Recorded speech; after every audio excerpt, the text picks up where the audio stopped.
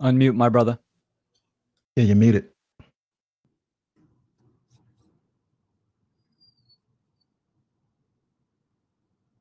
I'm muted. God damn it.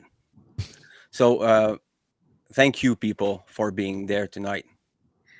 And I think it's gonna be a good show tonight.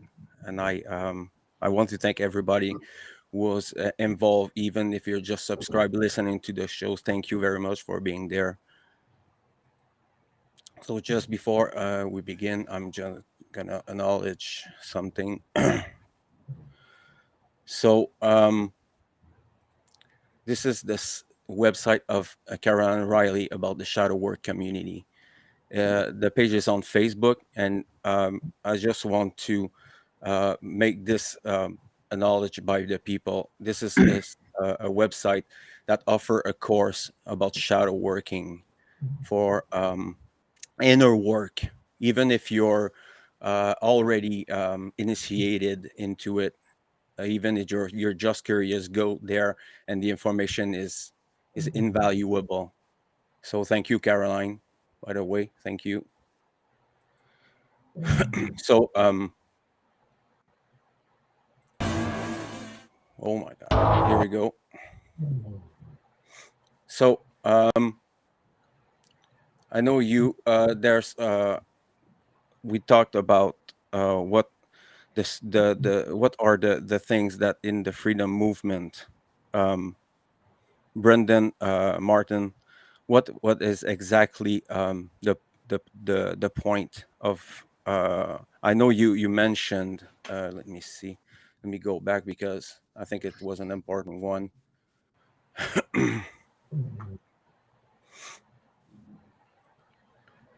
Just get the topic.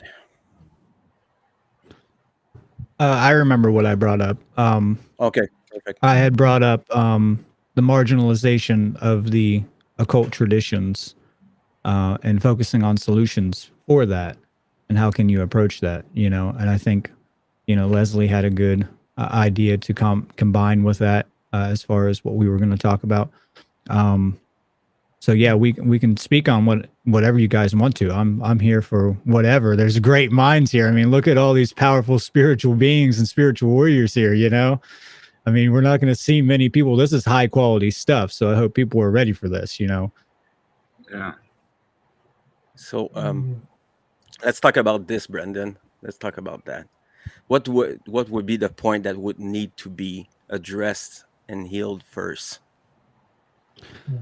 Well, obviously, to understand the what I'm talking about when we're talking about marginalizing the occult traditions, yeah. First, one must have done inner work originally, right? They have to have done their shadow work before they can really get to this more advanced topic, obviously, because this is more advanced. I tend to try to bring at least some more advanced or intermediate topics to the tables, you know, for not only for you guys, but for other students who are interested in furthering their own consciousness and their own study of the mystery traditions. And because, you know, that's what really got me excited. Not only was it learning all the basics of, you know, objective morality and natural law and everything like that, but it was also like, where can you go with all that after you have done a lot of work on yourself or continuously doing that work on yourself? But, you know, how much further does it go? What other interests do you have? You know, are you interested in esoteric history, anthropology? Are you interested in the, you know, the evolutions of secret societies, you know? And what I see today, so I'll point out a problem and then I'll try to follow it up with a solution. I hope some of the other talks or speakers here can bring up some solutions to these problems that I bring to the table. One of the things I see is that throughout history, we've always seen mob mentality that attacks the learned men, you know, throughout history. And we can consider ourselves to be learned men as well, you know. I mean, there's no doubt that we are learned men in this group discussion here. So, you know, the reason why I bring that up is because for the evolution of the species, you have to preserve and teach the occult mysteries. And this includes natural law. That it has to be passed down for progeny and prosperity, no matter what. And so all institutionalized religious belief systems have always went out of their way to actually attack people that are holding this knowledge or sharing this knowledge. And this is why secret societies at one point became very pragmatic, because they were trying to preserve this knowledge. And obviously they were infiltrated and corrupted and obviously at some level perverted, and then started to withhold that knowledge from the general public, where it created a power differential. And then you have the dark occult, priest class that obviously takes over these secret societies. And this is what we mainly focus on, right? We mainly focus on the repugnancy of secrecy, right? But we have to understand that what made the secrecy necessary is more repugnant than the secrecy itself. Okay.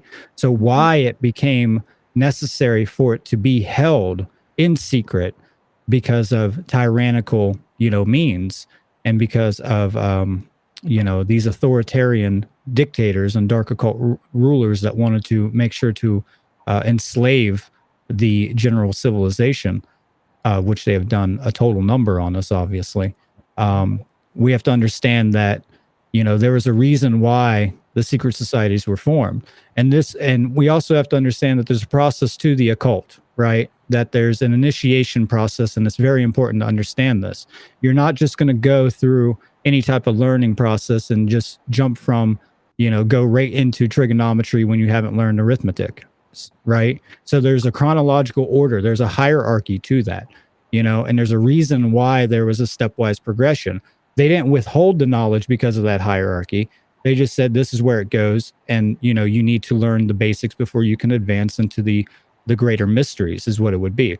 So one of the issues is that the marginalization of this, right? So we see the church, the religious mindset, attack the occult. Occult is evil, right? Secret societies are evil, and this is a big issue, because guess what? One day secret societies may actually become pragmatic again, and you might actually need to use it depending on what kind of warfare you're in. So you better realize that you might have to, utilize that and have that under your belt, depending on how bad this war actually gets. Okay. And that is the truth. And you better be ready for that, because it's going to ensure that the ancient knowledge that comes from, pre-dynastic Egypt, from the stellar cult, from the lunar cult, from the solar cults, from all the nature cults, from all the, cults of animism and, paganism and all this stuff, is preserved, because what they seek to do is assimilate and obliterate that knowledge. If they can't utilize it in their own religion, then they're going to obliterate it, because all new religions seek to obliterate all previous predecessors to that. That's why we see like all the ancient mounds in all the world get and all over the world get built over with these modern churches and cathedrals on these ley lines, not only for energetic purposes, but also to cover up that ancient knowledge.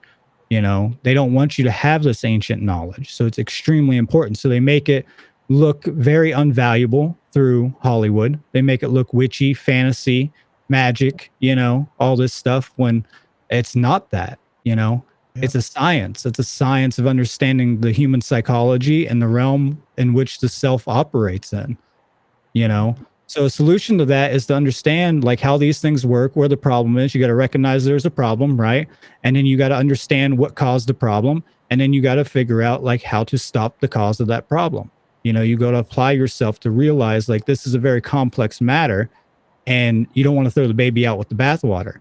You don't want to just say, oh, it's all bad, so get rid of all of it, because it's not. It's just a tool. The occult knowledge is just a tool. And you have to learn how to wield that tool. It's a double-edged sword. It's like Excalibur.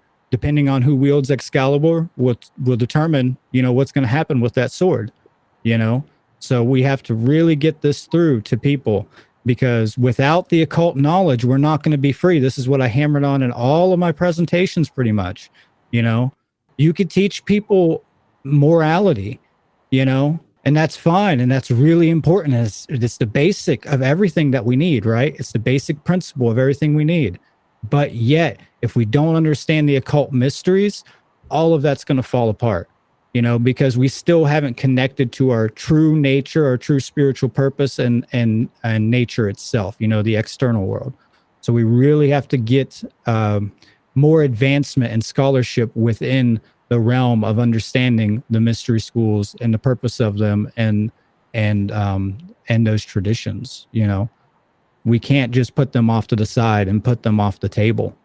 You know, we can't just say symbolism is meaningless. We can't just say any of these things should just be put to the side. And, you know, obviously we focus on truth and morality first, and then, you know, we move forward. So, yeah, that's what I have to say. I don't want to take up. So, I know we only have an hour and a want half. to bring something that you talk Don't about. get me going. You talk about symbolism and their presence, and actually they're there and they're showing you, and then if you talk about them, you're gonna be ridiculized. Right. This is how they're I think it's one of their way to do it. You know, I've seen all these t-shirts, and they were wearing the zombie symbolism on them. It's really a kind of mockery that they're doing. You know, these symbols are everywhere. You know, when I'm going into the cities, you know, you look into the ads, you know, and you can see them. You know, they're telling you essentially. They're telling you, but when you don't have the eye to see it, you know, you're not gonna even think about it. It's gonna be part of your life, and you don't even realize it.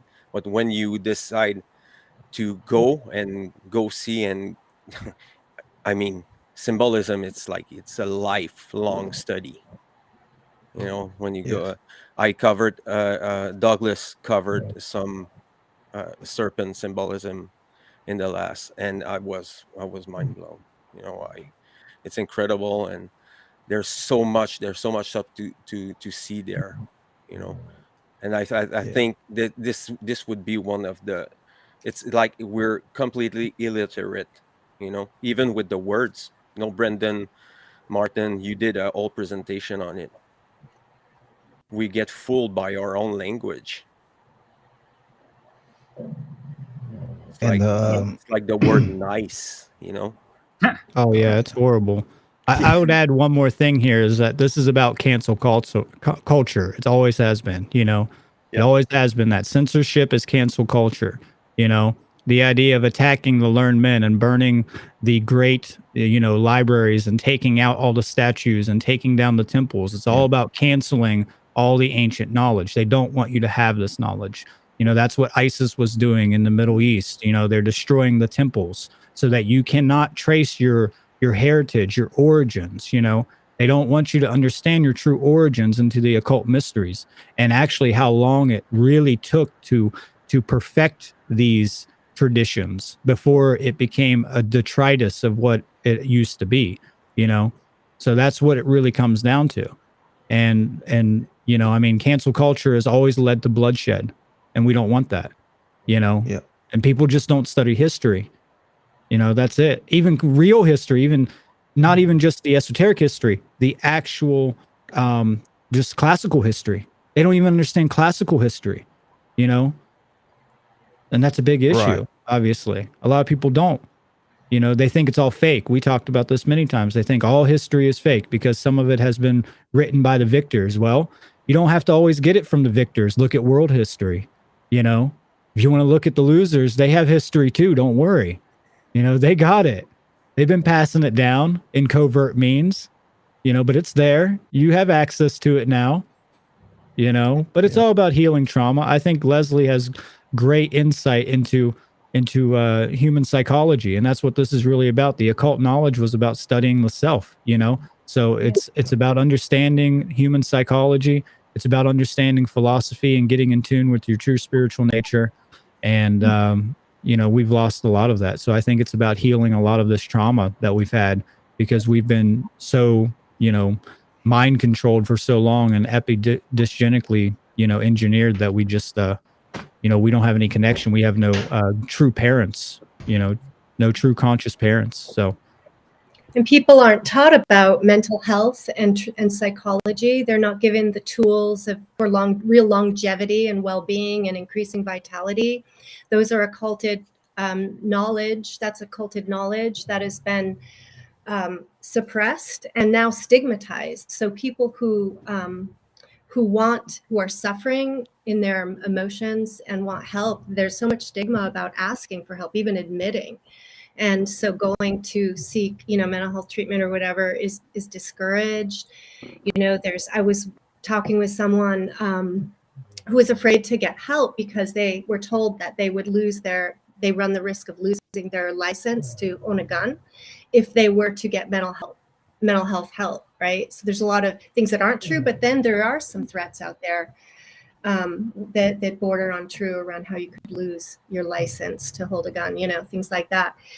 I wanted to share something recently. I was listening to a woman named Elizabeth Serafine. She goes by, she has a website called The Priestess Path, but she's a martial artist, and she's was bringing a class forward with a Qigong master who keeping alive a lineage of Qigong that was almost destroyed in China. And she had him tell the story of how China had driven out, all of these martial art, these schools that were very widespread, and they were forced to go into hiding. And in order to keep their martial arts alive, they had to close the temple doors, and they didn't bring anyone else in.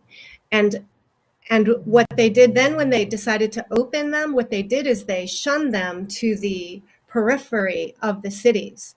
So they made the martial arts studios in the cities museums, basically like telling the masses of people that this is like just part of our quaint culture, right? This is the history, and you can go look at their objects in a museum, but to get to the actual schools was way far out of their reach for the masses to go to. So if you wanted to learn those things, you had to be willing to travel far distances and go to the school. So she's connecting with this teacher to bring these teachings of this Wudang Qigong into the mainstream again, to bring these lineages to life again. And I think that that's part of what we're here to do, is we're here to carry lineages in a way of occult knowledge as part of our mission, to keep our the truth alive, to have knowledge accessible, right? Yes. And to piggyback on what Brandon said, I see it almost in a sense too, as people in the true community or the freedom community, they demonize knowledge, and they fall for this collective, rhetoric that Freemasonry is bad, Theosophy is bad, and all of the occult traditions are bad. Well, when in actuality, what you're saying is knowledge of self is bad, and going within is bad, because that's what a lot of these occult traditions were there to teach you about. And the whole point, that's also too, was understanding the laws of nature. So how can that really be bad? It's really just ignorance, and people seem to want to stay in their comfort zone as far as the in the conspiracy, and not continually push themselves in their own knowledge, in their own creation, and going within.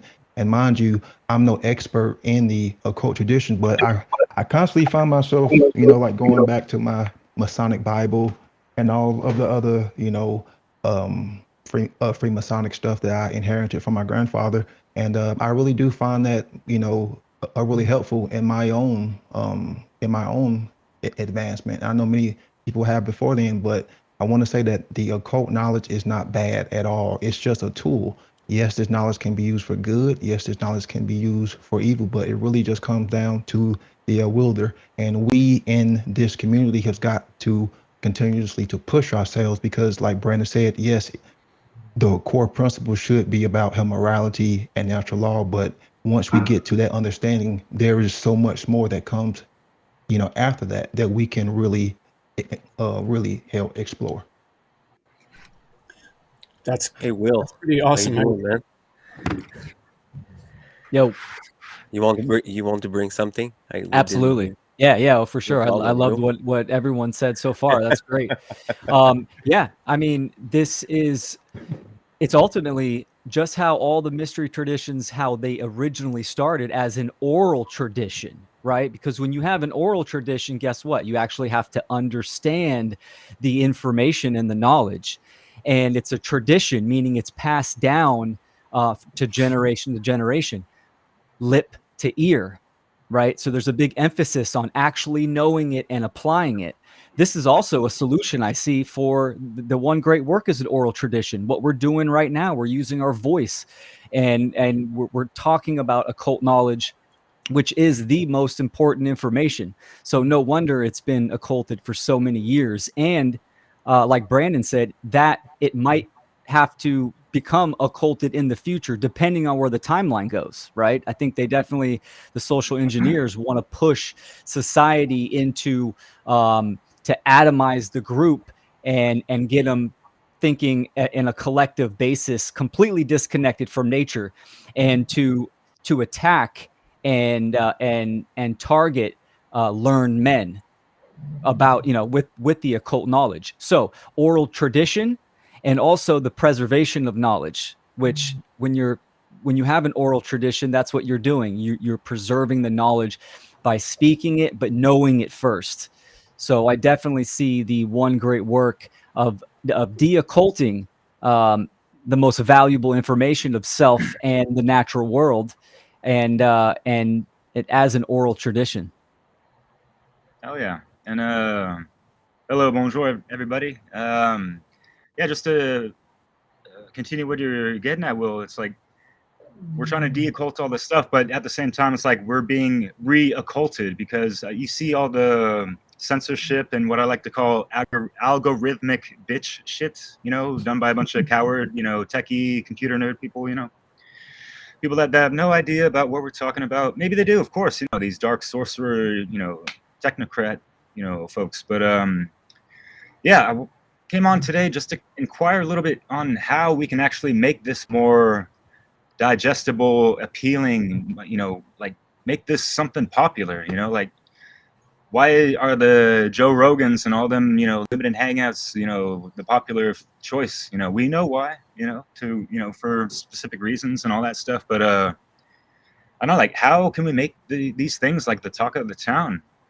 You know, Brandon, you were talking about, yeah, like, and I feel you. And like, I saw one of the comments in there, is Sethicus watching? I don't know, but I don't know if you guys have watched a lot of his material on Black Earth Productions, but he's been hammering away for years in regards to the fact that the occult needs a fresh reformation. And there's many ways we can go about this, you know, in regards to whatever is there with all the media tools and outlets that we have. Like, you know, I was just brainstorming, you know, popping off, you know, all types of ideas. Like, why don't we do, like, you know, like flip the script on all the, you know, mainstream media bullshit and the drama-based mind control, and why don't we do like a soap opera about twin flames or something like that, but, you know, keep it not new agey or whatever the fuck, or, you know, like have a sitcom about, you know, the daily life of truthers or whatever, like, you know, like a Seinfeld type of thing, hella basic shit, you know. Or even, you can even do like, you know, rap battles that talk about stuff that are trying to like get the wedge out of these dialectics that are just causing havoc in discord throughout, you know, all types of communities, whether between truthers or not, and, you know, all the infighting within their own echo chambers sometimes, because, man, psyops are pretty sloppy these days, and folks are just seem a little bit dumber than years past. I don't know, maybe it's just my observation. I try to keep it objective, but yeah, I mean, I got thousands of reasons to be inspired and grateful for everything going on, despite the situation, despite the trajectory going in not the right way, you know, the AI bullshit timeline. But you know, like, what about a movie, you know, that covers the whole 78 cards of like the tarot, for example, and we bring, you know, all these esoteric and occulted, you know, symbols and all this stuff that ties into it, alchemy and all the elements, and there's so many ways that we can appeal to all ages as well, and like get kids involved and get them curious as to like just like simple, you know, patterns that we see, or, you know, the alchemical symbols for starters, like just like the basic stuff, and build them up. Like you said, you can't, you know, jump from, you know, basic math to trigonometry, you know. So and that's why, you know, folks like Passio said, like, you know, like if you're trying to listen to me now and haven't done the work, like, you know, start at episode 1 or whatever, you know. So yeah, there's more to it than that. But oh yeah, one last thing, and like another cool way to do it, and this is kind of which got me on the truther path, but I saw it on TV and it just wasn't enough to mainstream, to, you know, beating around the bush, was Ancient Aliens. I mentioned this several times in some of my interviews, and like, why don't we do like a remake of that and call it something like Occult Archaeology or something like that, and each episode focuses on something like a thelema, you know, getting into Rosicrucianism and stuff, but like hitting at it from like the right angles, but the eclectic angles, and like go through a lot of people's research and even you know, stories from back then and this and that. Like, we're living in a modern day where people don't understand and take into account and take way the hell for granted the fact that these people did not have the technology we have today. They had books. Those things weighed a ton. If you had a collection of like a dozen and you're like a light, you don't have all this luggage, you don't have a car and all this stuff. So it would be great for people to humble the fuck up and, you know, be grateful for what the hell they have. But no, we're going to be talking shit about what the hell's on Netflix now, and cry about all the shitty ass writers and the virtue signaling inserts that want to, you know, tell the social justice stories through the tokenization of classic characters that they're fucking shitting on. No, we're not going to have that. And also in the truth community, we're not going to have these these Johnny come lately, recently woke as fuck new Jacks and Jills jumping on the bandwagon, fucking grabbing the steering wheel and, you know, taking the car to a fucking cliff. That kind of shit. We're not having that shit. It's time to grow up. We can have, you know, healthy arguments. We can talk about these things. I ain't got to raise my voice either. It's the conviction in me. And it's also driven by a lot of care as well. Because I'm just, you know, a lot of us are just looking around at our peers like, hey guys, we got priorities and we're supposed to be brothers and sisters in this. And we thought that you're, you know, reached a level of awareness, and that's great. You see what the hell is going on, but at the same time, I don't think you see what's really going on within yourself, you know? So, yeah, I'll pass it on. I got an idea for you, Derek. Oh, sure. Yeah, you know, talking about ideas of actually how to bring people into something Leslie and I were just discussing.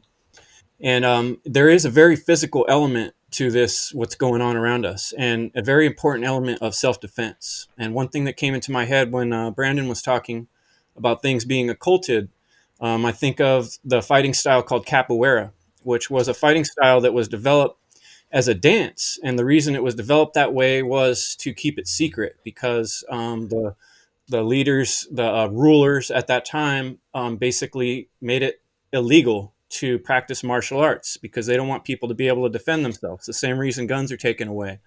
So if we can develop ourselves as people that become strong in martial arts, in things like yoga, sometimes when my neck hurts, I do something called the 5 Tibetans. The 5 Tibetans was famous for being occulted because it's so powerful of moves that they didn't want the average person to know those things.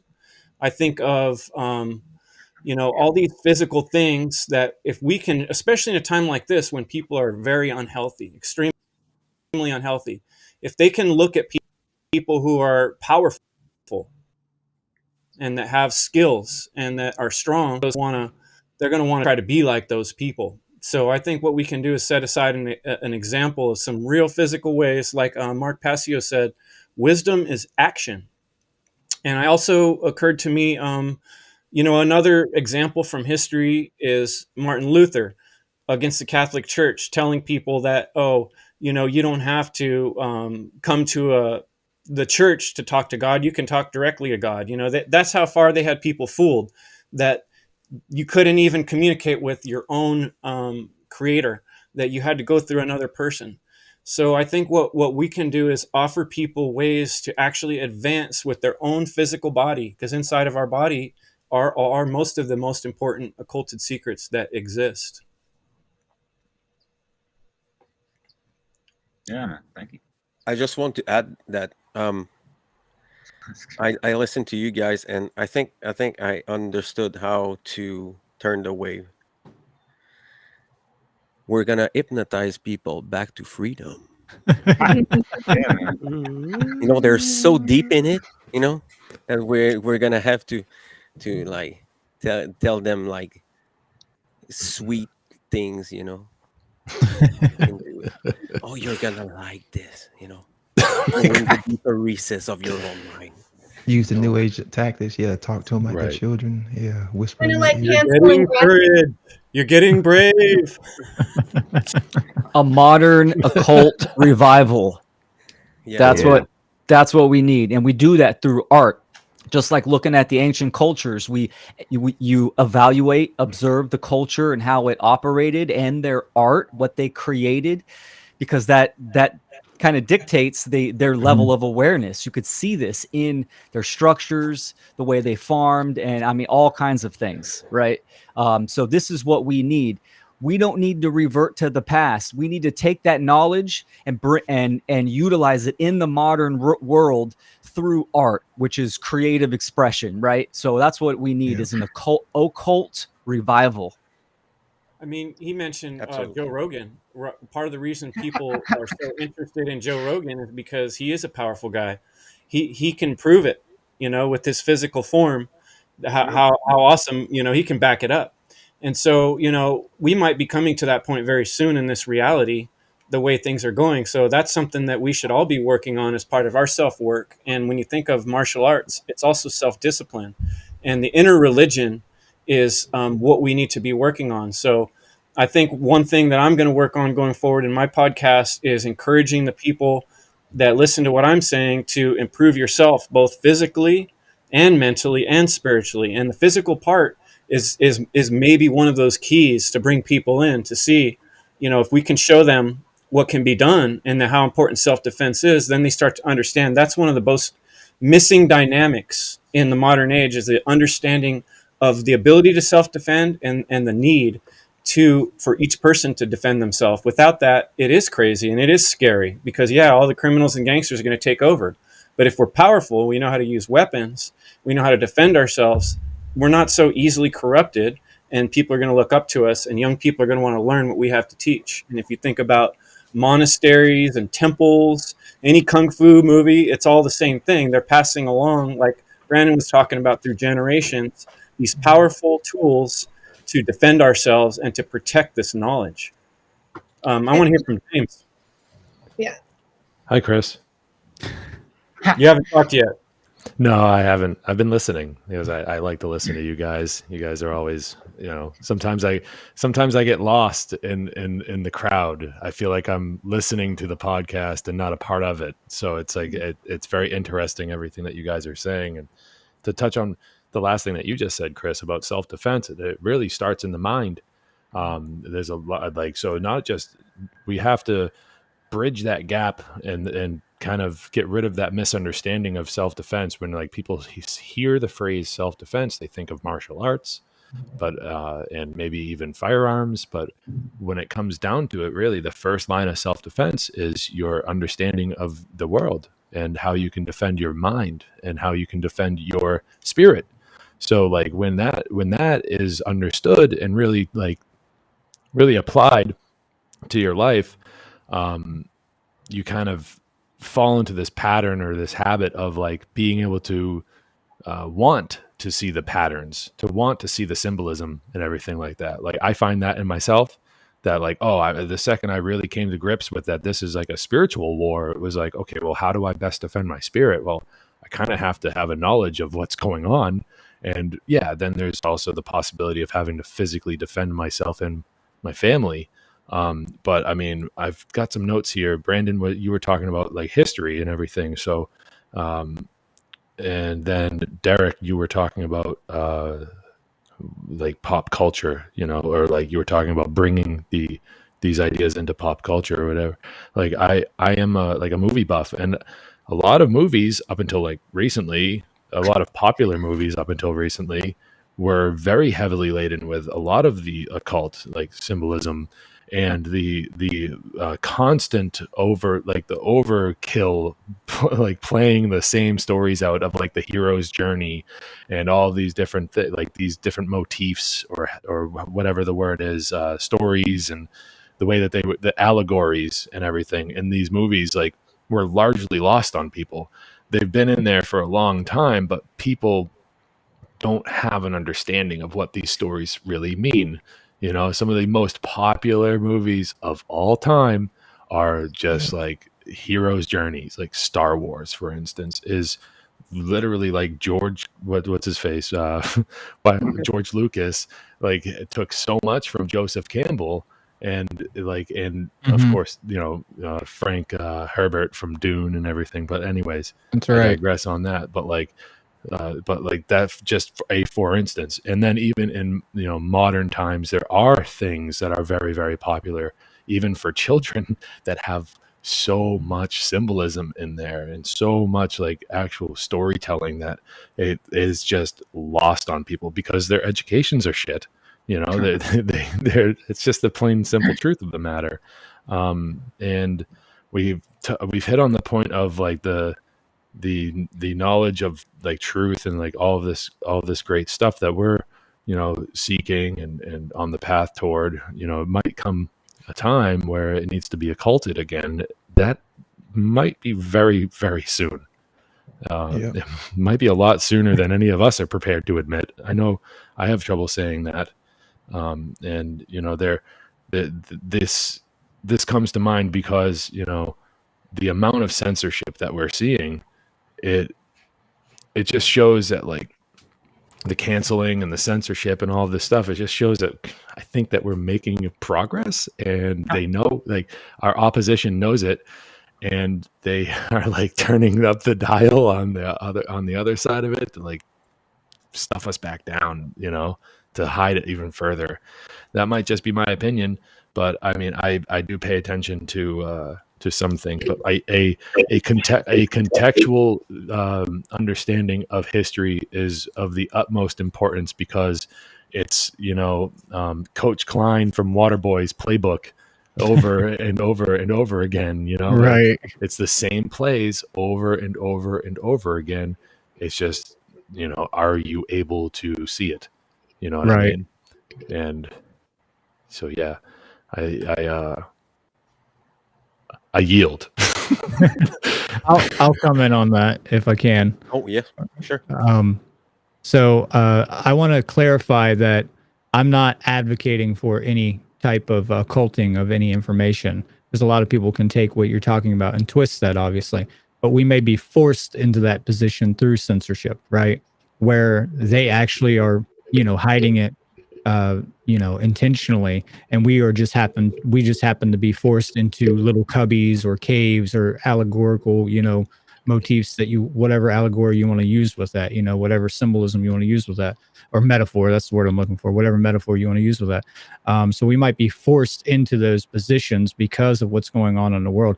And I never hear anything from any people talking about this. You know, we don't want that. We want to be de-occultists, right? That's what we want. That's the real mission here, is to de-occult all this information. But we also have to put it out there in a strategic form where it can be used as a class initiation, you know, for an individual, for like children. You know, you have to put it at a simple level and then work your way up into the more advanced stuff. This is why, like, you know, what Brandon brought up with Freemasonry, you know, I personally am an esoteric Freemason. You know, I advocate for understanding Freemasonry. I think it's one of the oldest traditions. It wasn't called Freemasonry back then. There was no words for it. It was just practice in body language, you know. It was just practice in symbols. There was no words for it, you know. It wasn't a lodge system. It was just a craft. It was just an expression of ancient knowledge and ancient science through rites and rituals of passage, and through being in harmony with nature and yourself, you know, and communicating with your community in a social activity, in a very healthy, you know, social dynamic with other people. So I think it's very important. I wanted to bring up a movie that I don't know if any of you have actually watched, but it's called The Holy Mountain. And it is absolutely, have you seen that? Okay, so it's absolutely filled. Yeah, it's filled with occult knowledge, and I've watched it probably over 100 times, and it's extremely deep. The first time I watched it, I couldn't get 15 minutes into it because you just get completely oversaturated with so much occult symbolism. It's done by Jordan Lewowski, I believe the director is. And it's an amazing, amazing movie. And I would highly recommend looking into that. It's about the hero's journey, but it's very clear. It's not, obscure very much. It's right out in the open. It's like, this is what it is. As soon as you start out, there's tarot right there. And then you get into astrology and you get into alchemy, you get into all this stuff, and the first half of the movie, the guy doesn't even speak through the whole thing until he becomes enlightened, after his ego is taken out of the picture symbolically, meaning his ego identification, the parasite on his mind, is taken out by this master occultist. In this, he battles this master occultist, and then he cuts this parasite out of the reptilian complex of his brain, and then after that he starts to speak. So it's symbolic of that, because what we see, it's very symbolic of, most people don't know how to speak. We may mispronounce words here and there, that's fine, but at least what we're talking about has very crucial meaning. Whereas when you go talk to normal people, or not, I don't like to use that word normal, obviously, but just other people who are not initiated into the mysteries, it's just completely mundane, absence of any type of real wealth of knowledge and wealth of importance. There's no wealth of wisdom there, and that's what we need. We need more Manly P. Halls. How many Manly P. Halls do we have in the world? Really, I mean, we can't even count them. I mean, that guy he was a library to himself. He started his own pretty much mystery school, where he did lectures constantly every single day, kind of like what we're doing here, but to such a high degree that almost nobody can freaking match him, and I don't agree with everything he says all the time, but it's so, so important to have that type of information being put out there. And we just do not see that very much. We don't see any more Manly P. Halls. We don't see any more Teslas coming to the table. We don't see these people who have this. And that's what I'm trying to inspire with people, is like, hey, if you have that amount of knowledge, then you need to be putting it out on the table, and you have to be doing that work. Wisdom is right action, and that is the right action, and we can't lose touch with our origins with any of the occult traditions. So yeah, I think what everybody said here is really important. I think this is a interesting discussion that you really don't hear anywhere in the freedom community. You don't really hear this type of rhetoric, and that's what I want to see. I want to see more this type of rhetoric coming from people, especially with the higher level initiates. We can take it further, and that's fine. But when obviously you just have to be strategic. You have to know who the audience is that you're approaching, right? You got to be strategic. You got to make it adjust. You have to adjust your technique to who you're trying to talk to. If you're talking to a child, or if you're talking to an adult with a child mindset, or are you talking to an initiate? Are you talking to someone who has been initiated and they're further along? You're going to adjust the knowledge that you release to those people. And then the last thing I'll say is that, yes, it's work, but not all work is stressful, in the bad way. Sometimes work is really fun, and if it's more fun for you, if you have a passion for it, right? Yes, it's going to be difficult at some level, but if you really have a passion for it, you're going to get up and do that. And we have to have a passion to do this work. This is what our passion should be. This is what we need to put out there and be communicating to more people. So yeah, I mean, if you want to romanticize it, that's fine. Put it in art. That's great. It's already out there in a lot of art. Keep doing that, but it's also about giving them the knowledge so that they can understand those allegories and the hero myth and all that stuff. Because if you don't have it, then it doesn't matter if it's in the art, because then you can't decipher it. You're just looking at a picture and you're just like, oh, I don't know what that really means. I'm just entertained by it. So it doesn't matter to me, and you can't see the patterns. So, but yeah, there you guys go. Run with it. Yeah, just real quick, just a two-liner. I mean, we're dealing with people, the limited imagination versus the Magi nation that they haven't quite activated within themselves, and that's okay. But yeah, man, and I mentioned this in a podcast of like, hey, this ain't really a spectator sport. We need more participants and all this stuff. We got to get over the 100 monkey effect, and why not 100%? Be on somewhat of a similar level. But all that, it's just a word of advice. Like if you're struggling on finding purpose in life, or the truth and don't know what to do with it, like just find out what you're passionate about in life and what you're good at, and try to find those mediums of expression that align with that and correspond, and make it happen, little by little. Like even if you want to put your voice out there, but your throat chakra is a little rusty, or practice. Get used to feeling comfortable within your own skin and hearing your own voice. Because and we all have to, man up, woman up, and step into that, courageous self of, wanting to express and be seen, heard in whatever way, right? But yeah, anything you do in life, whether it's speaking the truth or not, or just, walking down the street, no matter what, keep this in mind. People are gonna, either like you or, hate you sometimes, or whatever in between emotions, so just, stick to the solid foundations that you built within your temple, right?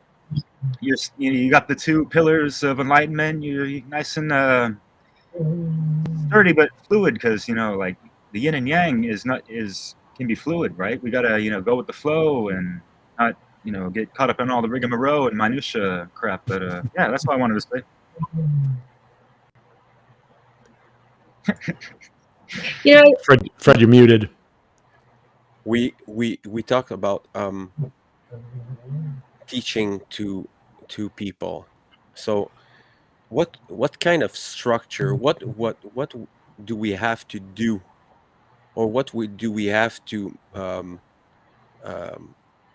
put in context for these people? What structure we need to for an example, you want to like you meet someone, and then this person is like, it's not initiated, she not even look into it. How do you approach someone with occult knowledge?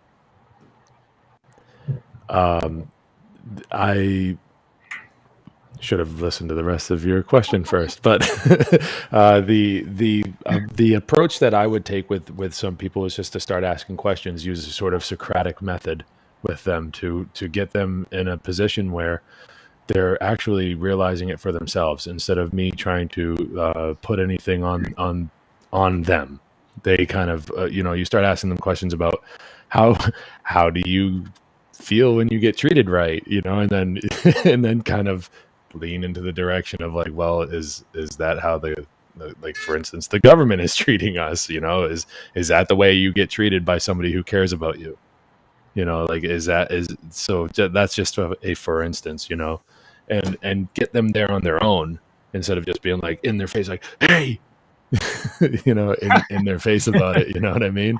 And be like, hey, they're coming after you, like, because we're going to turn into an Alex Jones. Yeah. Well, the lizard people and like, and all that great stuff. But it's really tough when you kind of bitch slap them with the red pill. It turns into the black pill pretty goddamn quick. And a lot of people will just put their heads right back in the sand. And it's a problem I've seen multiple times, and it's like I've had to adjust my approach. And so far, just asking questions and just like being like, so, hey, what do you think about this thing going on in the world? The war or whatever, whatever the case may be, something that they might be interested in. We go, do you really think that's right? And they go, no. I'm like, well, then why are you participating in it?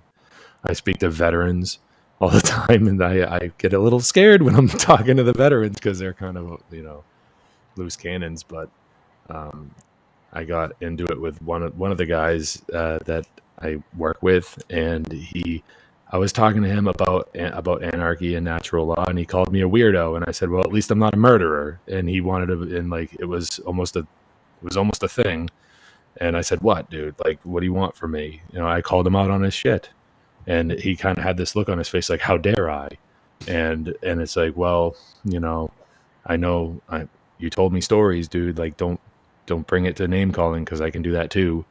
But anyways, I really like to just ask people questions and just to see if I can get them there on their own, and then, hopefully they take away from those conversations a little something for themselves to kind of just think about, and being called names is not fun, but it's bound to happen, I guess. It's just like, I've been called, retarded and everything. It's like, because I homeschool my children, or my wife and I homeschool our children, and it's like, why am I retarded for doing that? Like, that's pretty backwards, and like the old cliche, like, you really think you can do something about it? And I go, well, no, not alone, but I have to at least try, Like, I've been struggling with that a lot lately. Like, I've been getting into a lot of arguments with people in my life, not in my life, but like around me, like, that I can reach out and touch, just like getting into face-to-face arguments with people, and it's not fun. Something that's been going on a lot lately. But I like it. I like it very much. The confrontation is kind of, it's kind of like sharpening the sword, it's kind of it's kind of sharpening it a little bit, but it's tough, but I don't really like to focus on trying to wake up too many people, to be honest with you. Like, I speak the truth. If I'm in a conversation with somebody, I'll speak the truth. I'll tell the truth. And there's a few people that I go out of my way to like really try to help.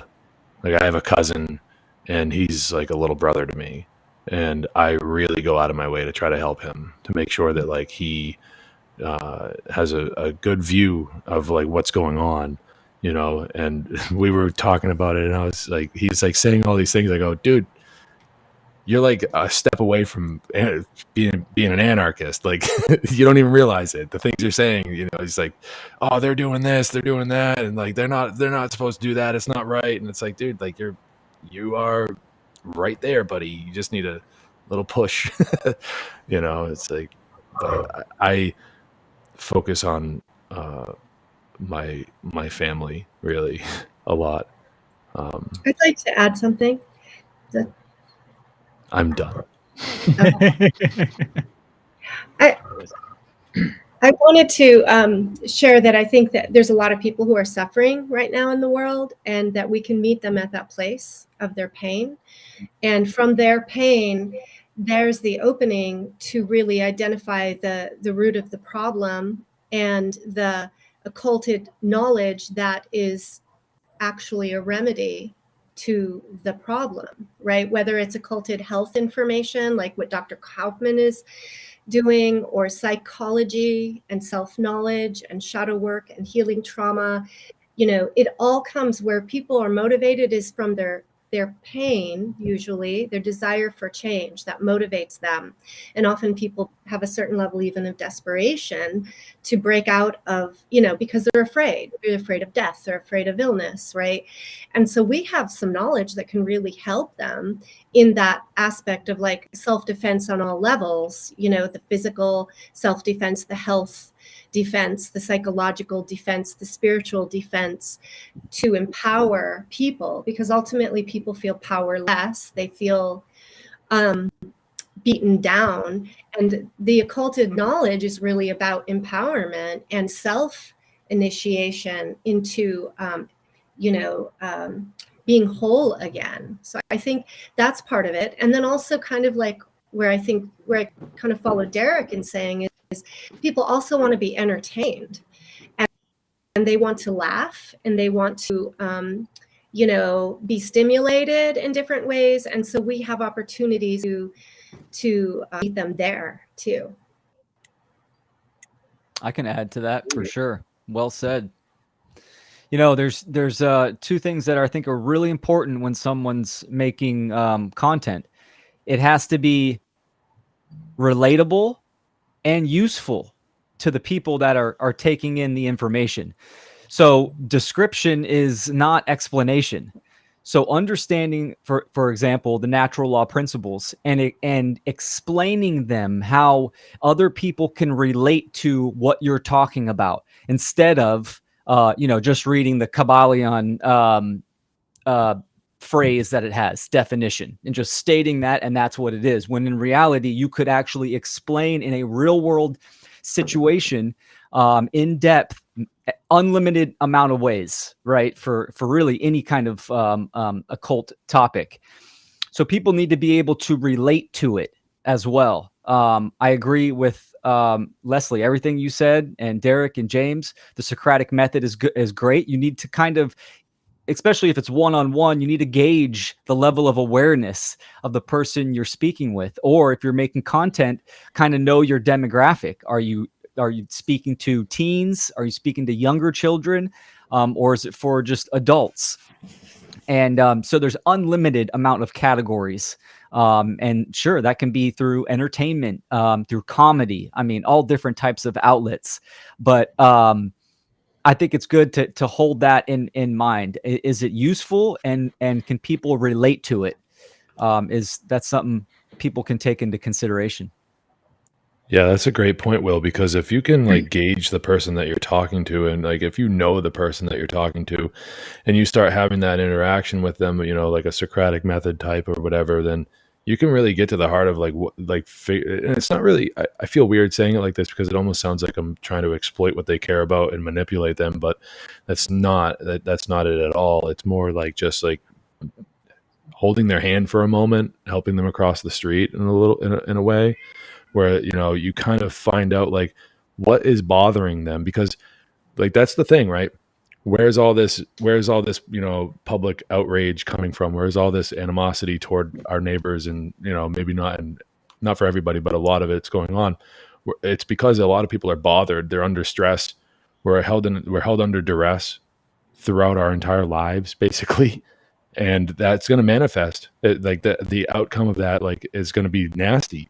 So in order to like get back to like a more peaceful social situation, you kind of have to figure out what people care about, and that will lead them to figure out like, yeah, I am being screwed over. Well, I always like to tell people that like, I hear the phrase like, let's take our power back. And it bothers me. It really bothers me because we never really gave it up. Right. I always say that we're tricked into thinking we don't have it when we do. We have it right now. We've always had it. So we were fooled into thinking that we don't. So like people like, so like what I like to tell people is things along those lines, and to learn what somebody cares about, and to like, help them use that anger in some ways, but that's a really brilliant point, Will. That's really good advice. To like gauge your audience. Yeah. Gauge the person that you're talking to, get to know them, show some care to them, because that's something that's really lacking in the world today. Might just be my opinion, but no, we see what's going on, and I got a pretty interesting perspective because I've spent the past 12 years in France, and so I've been back on the West Coast between California and Oregon for the past since December, and the whole time I'm out there, kind of, getting a bird's eye view, if you will, but still pretty out of touch. So, I mean, we all felt the polarization just go really extreme since the dawning of the bitch ass Rona, right? Or what, COVID-19? Or you say Devoc AI when you de-occult that, right? But damn it, I forgot where I was going a little bit. But yeah. So what I've seen with the polarities is, and yeah, like, and talking to people over here face to face, like, I'm kind of surprised a little bit. I'm kind of in the neoliberal area. Will's had to suffer through this quite a bit, I'm sure, but Bay Area by San Francisco. But yeah, Leslie, I really loved what you were talking about, and like the whole time I've been here, I've been like, one of my best friends out here is someone that Fred's gonna interview next week in Odysseus Andronos. He does shadow work and this and that, and like, people need this more than ever because since the Rona, we've had this whole collective meltdown of people being traumatized in so many different ways, and the suicide rates are up, and all this stuff, and yeah, people are really just looking for some comfort. And what I've also noticed, you know, within the polarization as well, is that the echo chambers are unbelievable. I mean, I was talking about the algorithmic bitch shit, if you like, just to throw a little rhyme, play on words, whatever. But it's absolutely true. But have you guys noticed? I mean, how many people have their YouTube channel compromised in whatever way, shadow banned, had shit censored, deleted, even a whole YouTube channel deleted, like me recently as well? It's just crazy. But anyways, it's like we get more subscribers and this and that, even though we have a paltry amount next to all those, you know, cute, you know, cat video people that make all this, you know, fluff. And for the entertainment, right? What does that mean? To enter the mind and hold it when they're holding it the wrong way. And the brainwashing is full of fucking fluoride and other shit. But what I love and what I've been doing, my medium of expression touches so many people in so many ways, and it can reach the lowest common denominator in a sense, is just music. I mix hip hop and all that stuff. And what KRS-One, classic hip hop artist, he coined this term, one of his golden albums back in the day. I think it was like 89 even. I have it on tape cassette, even signed by him.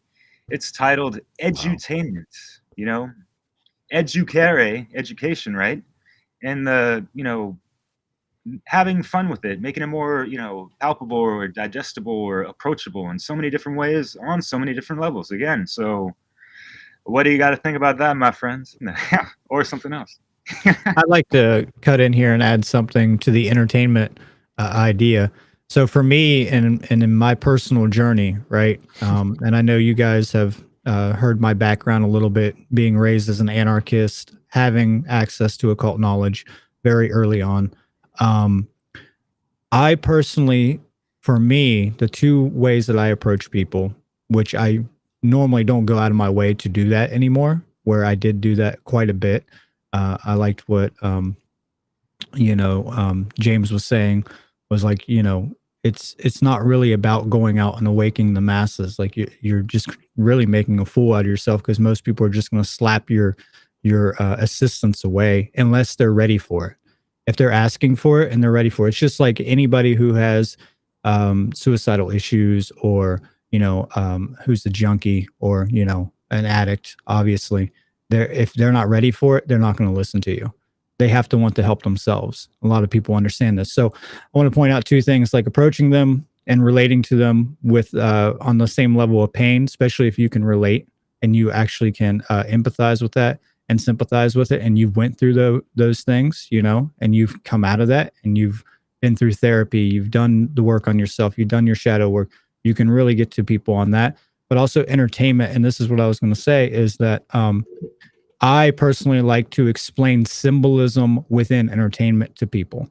And I think that really, really catches people's eyes, because they're so locked into the entertainment world, right? And then when you start to unravel that fractal nature of the motifs in these movies, they're blown away. You know what I mean? Look at all the YouTube channels that are like bringing out all the Easter eggs, right? Which is an occult term, right? Or Easter eggs in video games, right? But they don't really unravel the occult mysteries, but they're unraveling like a little bit more than what you would normally get just sitting around, you know, the common household. And all these people are just, you know, millions of views for somebody who's breaking down a Marvel movie and showing you all these hidden details and hidden secrets. People are really attracted to these things, right? So if you can catch them, kind of like what me and Chris just did with the Aliens movie, you know, that's really intriguing to people. I had so many people really compliment our breakdown of the Aliens movie, you know, and I've always got to people through symbolism, because people are really interested in symbolism. Even the most left brain people. I've come across the most left brain, like rigidly skeptical person, who are just like, symbolism has no meaning, you know, same thing with words, you know, and all this stuff. And then I start talking to them about it, and it completely unravels them. And like a year later, or maybe even shorter, they come back to me and they're like, oh my God, I'm seeing this stuff everywhere now. You know, it's just blowing my mind. So symbolism can really be the downfall of that type of mind control, you know? So unraveling through entertainment, right? So if you can sit down and you can have a real, you know, You can do a Socratic method if you want to, which is really good. I've used that for many, many years. But also if you just, incrementally have a good discussion with somebody, and, you can ask them like, hey, what do you think this means? And you're like, well, this is how I'm kind of seeing this. And, give them little pieces here and there and plant the seeds of these things in people where they can start to, nourish these seeds within their subconscious mind. And then maybe they will take that and actually find an interest in looking deeper at things. I've had so many people come back to me and they're like, when you explained the allegory of that film to me, it just blew me. It changed my life. Now I don't see any film the same, like the hero myth. Now I see it everywhere. Yeah. It's all over the place. And when you can really tap into what people like, right? That's what I'm trying to say. Tap into what they like, but unravel the mind control about what they like so that they are interested in the hidden knowledge and truth within that. Then they're really going to latch onto it, because we gotta understand. And I like what James said as well. It's not about manipulating people, but it is about subverting mind control, right? Yeah. You're trying to subvert that mind control that they're under. And you're also trying to break through these barriers that they have up. And the way that you can do that is by relating with them. And since most people are hedonistic, right? Well, use that to your advantage. This is something I've always said, like the satanic mindset of the me mentality, right? The selfishness. Use it to your advantage. That these people have that mindset. So use reverse psychology on that and show them that the only way that they can actually protect their own freedoms that they're so concerned about, the me thing, is by protecting other people's freedoms. That's the only way. So, turn that idea against them. And then eventually, that's going to unravel, and hopefully they'll actually just do it because it's the right thing to do. But we got to realize that not everybody's going to do the right thing just because it's the right thing to do. A lot of people are going to be selfish at some level, hopefully not. And that's what we're working to change. But, there are going to be some people who are just going to be selfish. So if you can use that to the advantage of freedom, not to my advantage, but, to the advantage of the idea of freedom and morality, that's a good thing, because like I always say, the evil has within it the seeds of its own destruction. Satanism has the seeds of its own destruction within it. You just have to understand psychology. You got to know how to warp it so it flips it on its head and goes right side up. That's it. So, I mean, I always think about these things, right? You got to look at it and say, okay, how can I approach this, and try. Sometimes you're going to fail. Some people aren't going to listen to that, and you just got to work with it and work with other people, see what they need, and gauge their level of awareness and their level of interest, So I think that's really important. Go ahead. Yeah, I'm done. Go ahead. I was going to say, I'm really looking forward to, I love what you're saying, and I'm really looking forward to our next discussion on the movie Aliens. I've gotten a lot out of that, but I do kind of want to point out again, what I'm getting at, the flip side of that coin, besides just the discussion and the mental aspect of this, there's a couple things I've discovered that have made a huge difference in my life. One of them was a gentleman named Wim Hof, and Wim Hof's breathing techniques, and he's broken 27 world records or something ridiculous like that. And they've had to change the medical books, because of things that Wim Hof has done. And then Leslie mentioned Andrew Kaufman, and I've gotten involved with the health freedom movement. There's a lot of people out there that are, the numbers are they're multiplying. People are super damaged by these choices they've made of getting themselves injected. And we have an opportunity to learn healing arts, to learn the self-defense arts, and to help people on a physical level. And if you can build trust with people, they're going to be a lot more willing to listen to you. Years ago, when I first came to realize things, I was like pissed off. I was pissed off about the chemtrails. I was practically yelling at people, and they kind of thought I was a little bit crazy, But over the years, I've built up trust with certain people because I keep showing up. I keep being a good person. I keep doing the right thing. And they can see that I'm doing really good health-wise, And eventually people are going to be coming to us for help. And if we learn the healing arts, if we learn the self-defense arts, and we know the other things Brandon's talking about, the allegorical and the mental aspects and the spiritual aspects, people are it's going to build trust with people. And that's really what I was talking about in the funnel conference with our most powerful weapon of working together. It requires trust. And we're not going to build trust with people until they know what we're about. People that know us, they know what we're about. They don't want to think about it. They're afraid of what we're talking about. But the only way they're going to break through that wall is when they get to the point where, that, like Leslie's saying, they're so damaged and they're so frustrated and their body's falling apart, or they can't deal with their emotions, and they see other people that are doing it, and they're going to want to follow that example. So we need to be the examples in the world of how to do things in a way that's powerful.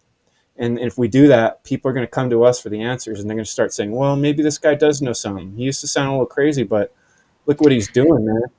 Look what he's able to do. Yeah, I think a powerful point to like try to reinforce with people is like, if you are getting to, if you get to a point where like the people that were calling you crazy a year ago or 2 years ago are starting to come around, don't expect an apology from them. Like I think that like, not to say like, I think that it's just like a healthy thing to like just be able to move on. Just push forward, move on. Like, don't be like, hey, where's that written apology that you owe me? Like, it's like, try not to do that. Just be like, okay, cool. All right, let's lock arms. Let's continue together. Fuck the past. Like, we can go back there if you want later, but I'm not concerned about it now. Let's just go forward. Like, in gaining trust. Right. Like, that was a very good point, Chris. Like, that's where, and that comes from showing true care for your fellow person too, right? Well, yeah, you can't give something to someone else that you first don't have for yourself, right? So yeah, care for yourself, and you learn that, and then you can care for others. And when you care for others, and when you're caring for yourself, and you're doing the right thing, good things happen to you. The whole law of attraction stuff. Like that's that's real, and synchronicities happen and stuff like that. People see that and they go, well, look what's going on over there. I kind of want to have that good attitude too. Well, okay, here's how you do it. So yeah, I appreciated that point, Chris, about trust. I am. You go. No problem. Fred's like, whoa, we love to talk. We got a lot to say.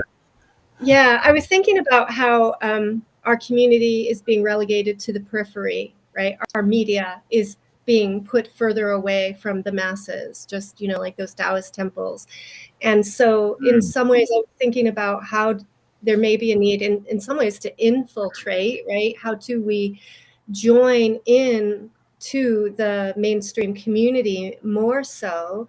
And that would be, through joining on our commonalities, right? Our commonalities is we all seek happiness, we seek safety, health, we love our children, right? And so it's through there that then we can find our inroad to that dialogue and that inspiration. And I think we have to be careful about how we talk about people and not insult people, because if we are expressing our frustrations and our irritations around, the blocks that we're facing through criticizing, not even just criticizing, but like insulting people, they're not going to want to listen to us, right? And I think as a community, that's something for us to think about if we're really looking at drawing people in.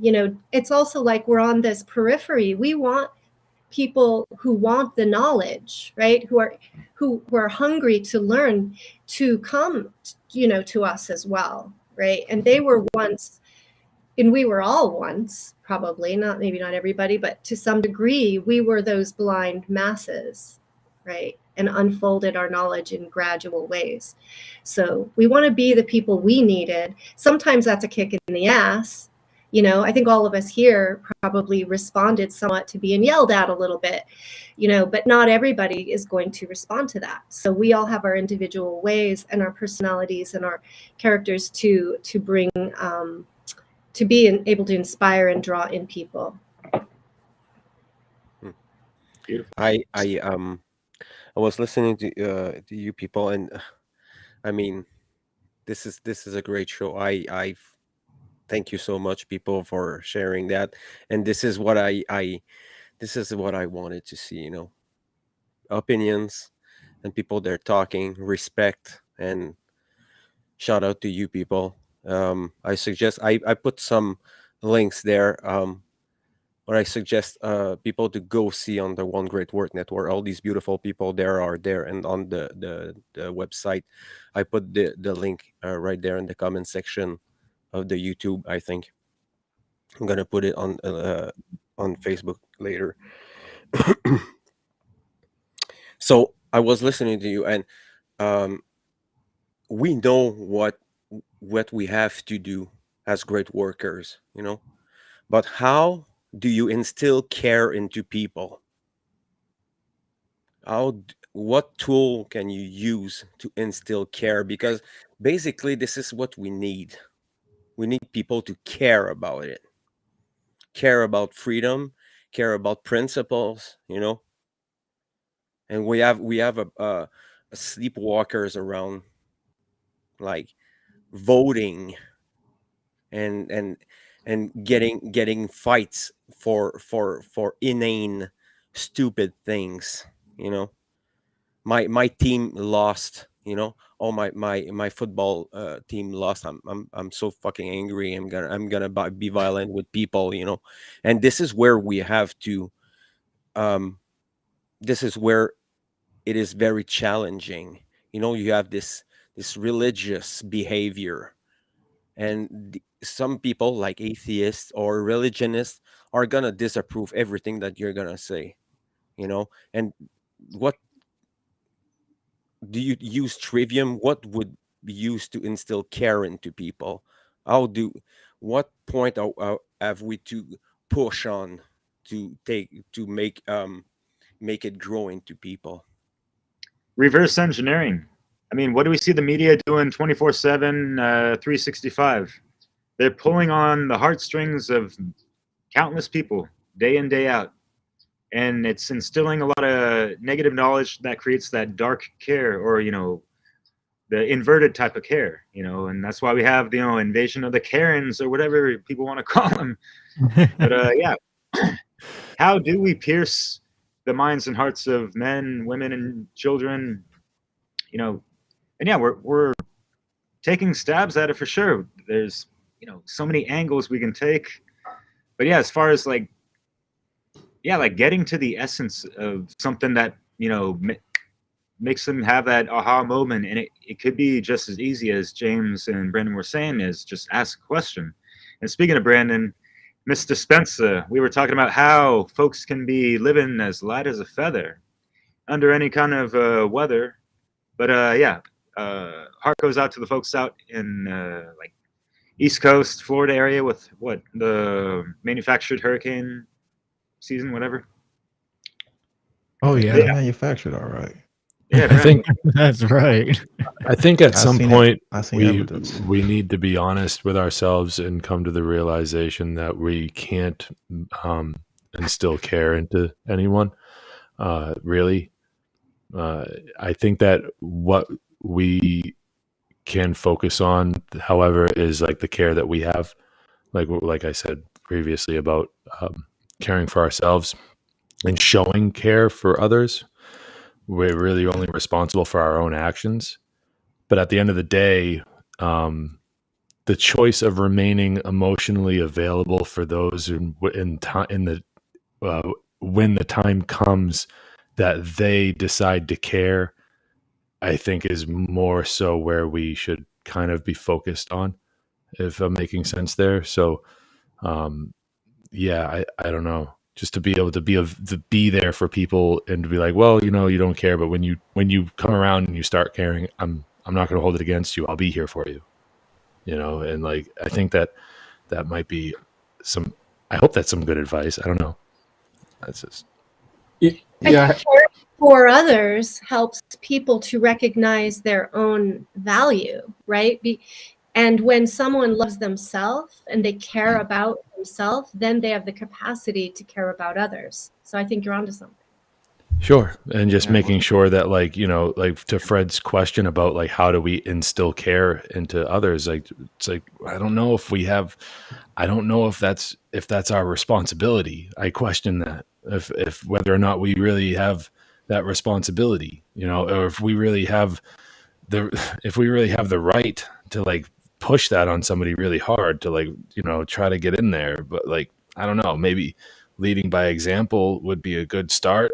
And then just, you know, hoping that they come around in time where you can be there for them and have it make a difference. But at that time, you know, it's like, that's a tough question, Fred, man. You always come up with the good ones, brother, you know, but I do think that it's just about being available for the person when something's going to happen to them. You know, I'm so sorry. I forget who mentioned it earlier tonight, but somebody in here tonight said something about these people are bound to reveal themselves, you know, like the liars or the cheats, like they can't help it. They reveal themselves eventually. Something along those lines. Whatever. Brandon Martin was saying that. Yeah, evil always had the seeds of his own destruction within them. Yeah, right. And like, so that is kind of like coming to mind right now for me about, you know, eventually something's going to happen for each individual where it's just like they're going to care about it. They're going to all of a sudden they're going to start caring. And I guess it's time, you know, that's when it's time for people like us to be able to be there for them and be available for them, and to like come together, you know, as a community, as a team, and to try to, like, you know, help each other out through the tough times. You know what I mean? And it's like, I don't know, those of us that understand how to care and what it means should do that for ourselves and for like our children and our spouse or significant other or whatever, you know. But I think it's tough. You're really on something, James, because what you're saying is you can't give somebody care, almost like what you were talking about with the power, how people say, oh, we need to take the power back, and the power's already there. It's kind of the same thing with this care thing. You can't give someone care because care is built in. It's part of what this reality we're experiencing. The main thing of being alive is trying to survive, and that is caring for yourself, self-care. You know, I don't know, I keep finding myself bringing it back to the physical world here, but, you know, Derek mentioned the Karens, right? And how Karen, because are they caring for you by wearing their mask? Is that really caring for yourself or caring for other people? It's just like everything else in this world. It's totally inverted. Everybody has care. They just don't understand how to define that word. They're looking at it from the wrong angle. It's the total opposite of what actual care is. And the best way, I'm going to keep coming back to this, is to set the example. If you care for yourself, that's the self-work, the initiation. Stop lying to yourself. Take care of your body. Take care of people around you. Take care and responsibility of what you're doing. When you set the example of the right way to survive, it's a natural function. The care is going to emerge on its own because it already is existent, and it is the reality we're living in. Our body is care. Our body is constantly self-healing. That's what it does. You know, that's what this existence is. And so it's not something that can really ever be taken away, but is something that can be encouraged and blossomed and regrown.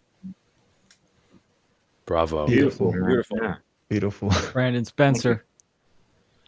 Yeah, so many great points. And I would agree with what Chris and James just said is care has to come from within, you know, and by leading by example and taking accountability and responsibility, then I think that will be the best way to inspire others.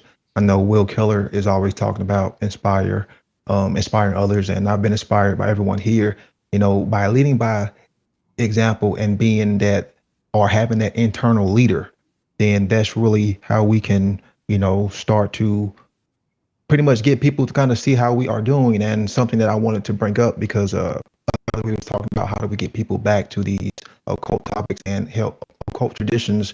I've always been a huge advocate of mind influence, and I always differentiate that from mind control. Mind control would be for an egoistic, you know, purpose, compared to mind influence. That would be more for a freedom, truth, non-egoic purpose. And I think having the tools as far as communication skills and learning how psychology works, and understanding how your psychology works, and having an understanding of NLP, you know, how to read body language, all of that can be used as tools as far as to getting these messages across. I'm not saying it's going to be, you know, held 100%, but these tools are not good or evil. So it's just all about how you use them. And I've always been an advocate of, health symbolism, he'll use allegories to explain this message in a deeper sense, because we can spark this creativity and curiosity in people, and that's what symbolism has always been used for, is to get people to understand these archetypes, to get people to understand these motifs. So if we have a good understanding of that of ourselves, and then you mix in those tools as far as NLP, communication skills, seeing that, hey, someone body is starting to tense up when you were spreading this information, then I can back up, or kind of tone this information down and go from there. I think that may actually help too, as far as getting this message across. But yeah, the whole care aspect has to come from within and leading by example first. Yeah, I agree with that. You can't give someone care, just like you can't give someone courage. But what you can do is influence and inspire and show someone what courage looks like and what care looks like. It's like during the bullshit lockdowns when they had the mask mandates, and you're the only one walking in that store without a mask on, right? Because you care about yourself and you care about freedom. And then you see someone that had a mask on, they see you, and then they take their mask off, right? I've that's happened to me multiple times. And within you, it feels good, right? And that person now, it got inspired by you because they were thinking on your lines, right? But they didn't have the care or the courage to act. And that resonates off an individual. So I always I always explain the difference of leader and mentor. A leader seeks people to lead, right? Follow me, follow me. A mentor just does the self, right? And aligns the self, and people seek out the mentor. Mentor is just a stepping stone where you learn and you can grow within yourself and then move on. So I think that's a big difference. Having a holistic approach. This is this has been great, this whole discussion. Everyone has different segments of these categories, which kind of embodies a holistic approach as well, where we can be autodidacts and we can be versatile in our work so people can relate to it. Meeting people, like what Leslie said about meeting them at their suffering. Addiction was a huge part of my past that I do not regret because it forced me to look within myself. Now that's something that I can easily start doing content on, and I have talked about, but more in-depth content, because there's people out there all over the place that deal with some type of substance abuse and addiction, and they can relate to you.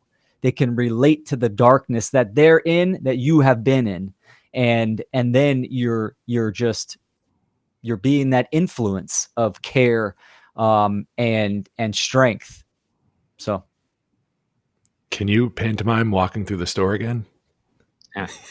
And that's how I walk. That's how I walk. Dude, I have a very similar story. I think I even told you this before about the mask in the store during the height of the whole mask thing. And like, I was doing the same thing, walking through the market basket without the mask on. And this dude in front of his 4 or 5 year old daughter, they both have masks on. He goes, "Hey, I wish I had the balls to do that." And I was like, "Do just take it off." I've had some of the greatest experiences with my daughter during the mask mandates, where I would have a talk with her before we go into a store, and then we go in. And sometimes people don't say anything, or sometimes there is an incident, and she gets to see me facilitate that discussion. Sometimes, there's some righteous anger that has to be instilled, but still I'm being the mentor for her so she can see that. So experiences, real world experiences, and being the change, which is cliche, but it is the truth. Yeah, I think that your point about drug addiction is a serious hurdle that us as a society have to jump over. My presentation at the conference last weekend was about how they get kids addicted to drugs. You know, Ritalin. so yeah, like the methamphetamine, well, you know, the amphetamines and everything, you know, so it's like, it's a huge topic, you know, and that coming out of that, like that drug haze is such a huge step for so many people, because it is that haze that indeed will create a lot of the dependency issues that in turn create the control structure that we're so vehemently opposed to. And it's like this, hey, you know, if you got a severe head injury or something and you need a little bit of some medication or whatever, like that's up to you. But like, I don't know, I'm of the opinion that it's just overdone on purpose, you know. It's not always substance, right? I mean, Sure. I would say the one of the biggest addictions is the addiction to the false self, right? With all the likes and the selfies, and people are just addicted to feeding their false self and their egotism. And Yeah. I mean, people are addicted to the human experience, which keeps them locked and rooted in the physical material domain, and ignoring spirit and the unseen laws and all this kind of stuff. So Sure. I mean, addiction in general is prevalent. A lot of it comes from like, you know, just honestly, when you're talking about, you know, likes and the selfies and the this and the that, like that's all dopamine related to dopamine, and that in turn, the dopamine deficiencies are related to like how well is your diet, and are you receiving the positive feedback from the people that are supposed to be giving it to you. So a lot of these things, they play into this together. They contribute it to it together. They stack on top of each other and compound, and they make a big mess. A bunch of little messes combined make a huge mess. So, you know, when we're talking about, you know, biochemical imbalances, not always, you know, the brain imbalance, a chemical imbalance of the brain isn't necessarily a real thing. But the body can create a chemical imbalance, and then the chemicals get sent to your brain, and your brain's supposed to figure out what to do with them. So when you're talking about a poor diet, and then on top of all that, you have the insecurities. And as a child, if you're not taught how to work through your insecurities, then you're going to grow up to be kind of a fucking mess. And that mess can be cleaned up too. It's not a hopeless case, but all I'm saying is that, like, when it comes to like the ego identification and all of these things that we play into with like social media clicks and the likes and the this and the that, like, it has a lot to do with, you know, biochemical, you know, things going on in your brain, you know, and you know, and it's twisted. It's really twisted. You get addicted to that because it's a dopamine hit, you know, and there's better ways to get attention. There's more constructive ways to get attention, and it all starts in childhood. Like, that's why a lot of us here, you know, we do focus a lot on, you know, early life and stages of development.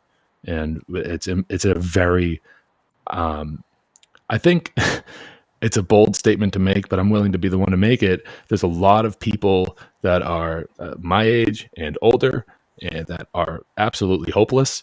And that, and I'm sorry, but like, it just seems that way. But like, if we can like turn our attention to treating the youth better, I think that there's a more hopeful future. And I'm willing to be the one that, you know, sacrifices my comfort, if that means that the people that will eventually adopt this place around us, like, if they're comfortable, you know, I know I'm willing to sacrifice my own comfort for that. It's just, I think that the kids, the kids today, they're fucked if we don't do something about it.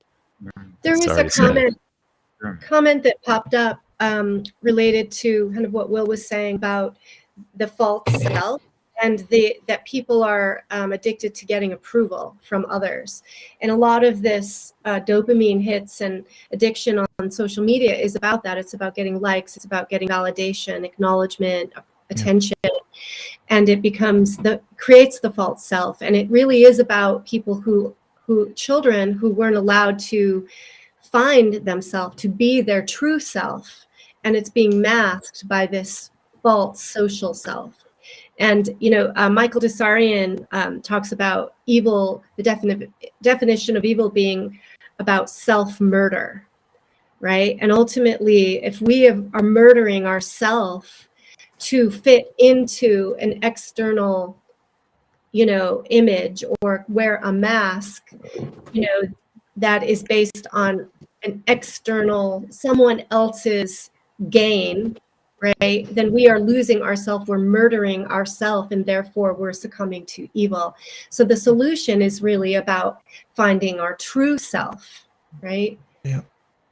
Not the straw man, right? Because like we're born into this false self already with the straw man under, Black's Law, Admiral Law, and all that stuff. And then we're conditioned when we grow up and stuff, and all the media is really, focusing on and appealing towards, those lower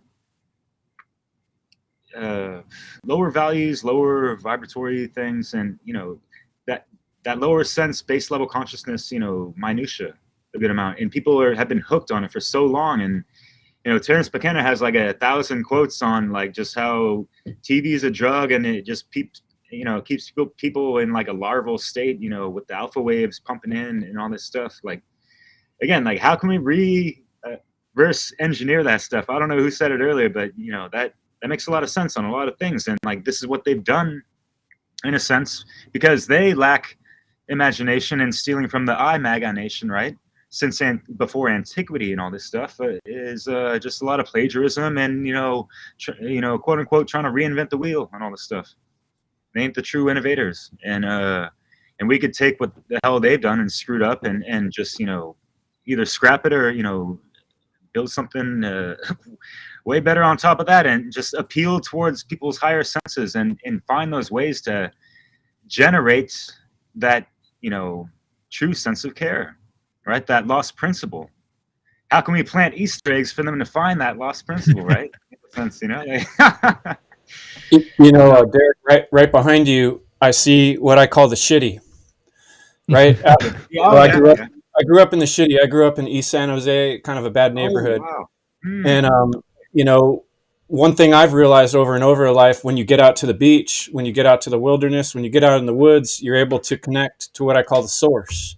Nature, is really one of those ways that we can connect with people. There's a lot of people that enjoy nature and get out in nature. One of the biggest addictions that I think is causing a huge problem is the addiction to Netflix and television and all these screens, right? We need to encourage people to get outdoors. And what you're talking about with the higher self and the higher vibration, the reason I keep harping on kicking the same can about our physical self and taking care of the self-care of our own body, and because then we can get ourselves to that point where we can be living at a higher vibration, and we can actually get out to the source and receive those vibrations and come to these higher realizations. Because it's awesome to study books and to understand deeper knowledge, but that same knowledge can be gained inside of the self and in nature.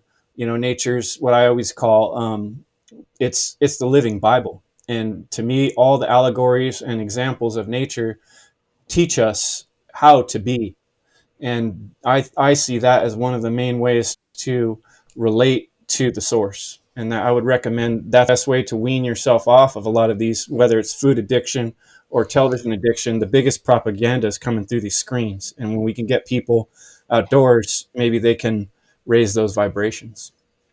Chris, real quick, just to tail off what you said, Bible. I wrote this in my notes. Like when the occult needs a fresh reformation, that includes the exoteric world as well. And like the Bible, well, that's something that people, have all their heartstrings pulled to. Some of these people with, whatever religious fervor tied to it, or whenever, we're not going to Bible bash anything, but, like, what about making like a natural law Bible? Brandon Spencer, Lex Naturalis. Been dying to see that, man.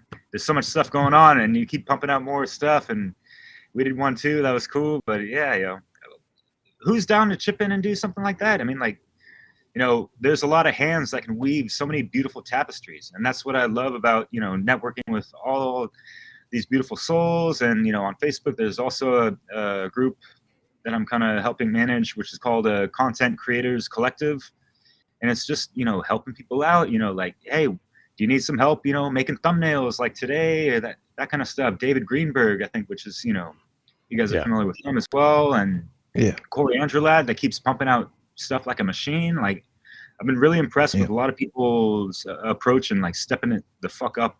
So yeah, hats off to y'all, and keep on keeping on with that great work, y'all. Chris, what you were saying about going out to nature, like dude, like that kind of reminds us what we're kind of here to really enjoy. Like what we're really here to like fight for is the planet. Like, look around, you know what I mean? Like, I live close to Mount Washington, which is the White Mountains up here in New England. And man, going up to the summit of Mount Washington and looking out, oh my God, it's so fucking beautiful. It's like I have pictures. My kids just climbed a mountain the other day, and they're just sitting there on a big rock, and my daughter is stuffing her face full of grapes and strawberries, and my son's like just doing goofy stuff, and they're on top of a mountain, and they're just having a blast. It's like, oh wow, getting out to nature, man. Like that is truly like the enjoyable stuff, and take your shoes off, get ground, take your shoes off, make skin contact to the ground, like that magnetic current and all that stuff, like you sync up with the earth. It's really, it's relaxing. It's enjoyable. And people need to do that more for sure, dude. Turn the damn TVs off. Enjoy it every now and then. I'm not ever going to tell anybody not to, you know what I mean? I know I like to enjoy a nice movie, or I'm into like the Game of Thrones, series and stuff. So, whatever, but don't become a couch potato, right? I would like to add something a little bit more difficult when it comes to care. How do we deal with secondary psychopathy? Or even primary psychopathy, right? Because these are people who literally have broken parts of their, biology, either born that way or, conditioned to be that way. And that's the most difficult aspect of like trying to, inspire somebody who knows what care is and maybe even has experienced it in their own life at some point for certain things, but yet they literally don't care, even in the face of that. They ignore it completely, even if it does come to the surface in their own body. They look at it as the enemy of themselves because it makes them vulnerable. It makes them weak, and what we're facing here is a social Darwinianistic ideology of survival of the most ruthless. So becoming a psychopath is the idea of being the most ruthless. And this is why we have an issue with care, because everybody wants to be the most ruthless in society. Everybody wants to claim to be the most high. They want to be God at some level. They might not go out and preach that themselves, but that's ultimately one of the ego, issues that we do have that's part of society, And for me, I think it's going to take, from my point of view, it's going to take a lot of rehabilitation. I liked what a lot of you guys brought to the table. So for, the average person, obviously getting to the level of inspiring them, that's a great thing. I've done that myself. That's all you can do. You can't force somebody to care. You can only hope to spark that within themselves, but when it comes to the real difficult people who are psychopaths, who have psychopathologies going on, that's not going to work, and you need to have something for that. You need to have some type of backup plan for that. And that's more advanced. And it's going to take a lot of, understanding of human psychology. And that's why I promote the occult, because we already had answers to these things thousands of years ago. We've had these answers at our fingertips. It's like what Chris was saying, it's within ourselves and we can understand these things. It's within nature. There's a solution for these things, but whether we're willing to face those solutions or not is a completely different thing. And then whether we're willing to apply those is another topic. It's a separate thing from that. So I think self-respect and understanding your self-value definitely can help with the normal people, right? Who don't have deep psychopathy going on. I think that taking a look at yourself again and dealing with the chaotic emotions that are going on within your body, and going through that and understanding that your negative emotions are there to teach you a lesson. You know, they're there to teach you something. You need to recognize what it's trying to teach you and learn from that, and to understand that you're not perfect and that you're always going to kind of have turmoils that arise, that you're going to have negative emotions about. You know, things are going to happen. It could be just an accident in your life. You know, something can happen, and it might not even be due to slavery, you know, and you're just going to have to learn to deal with negative emotions. We cannot ignore the negative, or we ensure that we get more of it. You know, that's the thing. And that's the negative part I wanted to bring up here, is that psychopathy and psychopathologies, those are a lot more difficult to approach with these ideas. And I feel that true rehabilitation and true therapy and techniques, maybe even modern techniques that we haven't even discovered yet, can really help with those things, especially when we get our diet in order, especially when we start to take control of our minds and our sovereignty again, you know. But it's like, what are you going to do when those people refuse? You know, what do you do when they refuse and they want to stay in that condition? You know, I mean, I think back to the movie They Live, right? And there's the point where, right, he forces the glasses onto his best friend, you know, he forces those glasses on. And sometimes you have to do that to certain people. Some people have to be told the hard truth. My best friends always told me the hard truth, whether I wanted to hear it or not. You know, I'd rather tell somebody the truth and make them cry than tell them a lie and make them smile. You know, that's the thing. And these are the hard truths. You know, these are the hard things that people don't want to deal with, is that the truth is that we have a world filled with psychopathology, and it's going to be hard to deal with those things. It's not going to be as easy as just saying, hey, I'm going to lead by example, because a lot of these people don't care that you lead by example. It doesn't matter to them. Right. They have all kinds of examples of great people. Look at how many great philosophers we've had at our fingertips for thousands of years that have been leading by examples. And what have we got? We have a world filled with slavery. You know, look at all these people. I mean, seriously, we got to open our eyes and be realistic about what's going on. Sometimes we're going to have to drag these people kicking and screaming to the truth. And then at least you can say that they at least knew, you know. And it's not just that they were nescient of any of it at that point. They at least knew that they were choosing not to do what is right. You know, you gave them at least the opportunity. That's for the most extreme examples, right? And that's how Mark probably would approach that as well. You know, is that, hey, this is tough.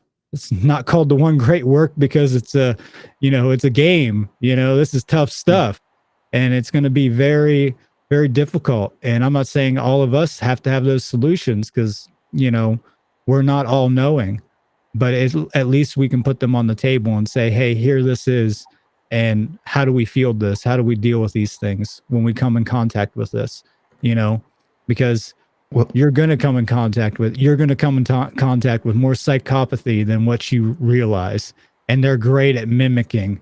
They're great at hiding in society, and they're great at, you know, looking like your best friend. And the next thing you know, they're the most ruthless person that you could ever, you know, dream up in your mind. And I'll finish off with one thing, is that when it comes to this knowledge, even if it means that you have to go to the archetypal devil himself to get the truth, then you better do it. All right. Yeah.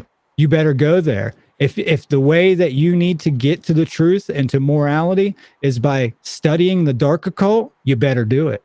You know, not enough people study the dark occult. You better understand your enemy. And if your enemy is giving you the playbook and it's right there and they publish it everywhere, you better start reading those books. You know, those books are important, you know, because they're showing you what you're missing out on, what you don't have, you know, and what they're doing and what they're planning to do. So you better get that in your library. You know what I mean? Yeah, I call it the psychological toolkit, right?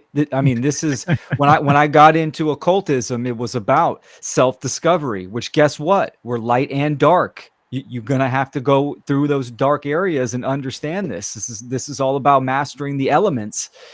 And so, yeah, we need to have the psychopath within us under control in case the time comes so we can activate the self-defense principle. So I agree with you 100%, Brandon, on that. Absolutely. We need to be prepared, and we can do that by wargaming within our own psyche for certain situations, and be prepared for it. Yeah, well And said.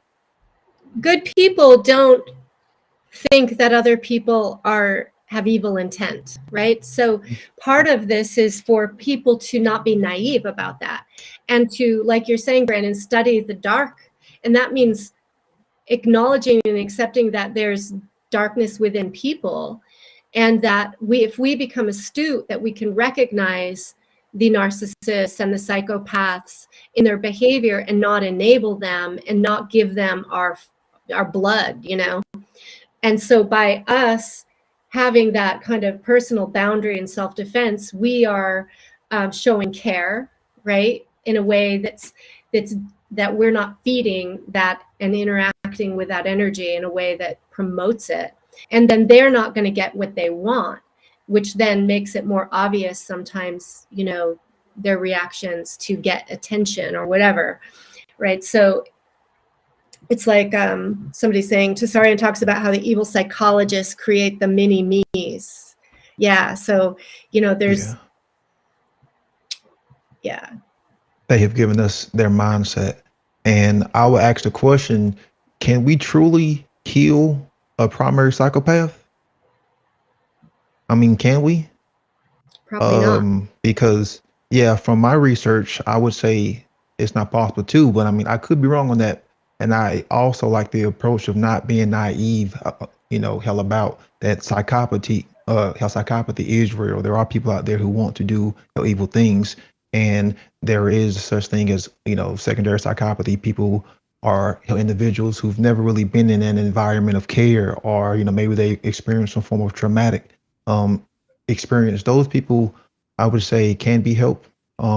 It would take a large group effort, but I would say a primary psychopath, they're just going to be a psychopath and do what psychopaths do.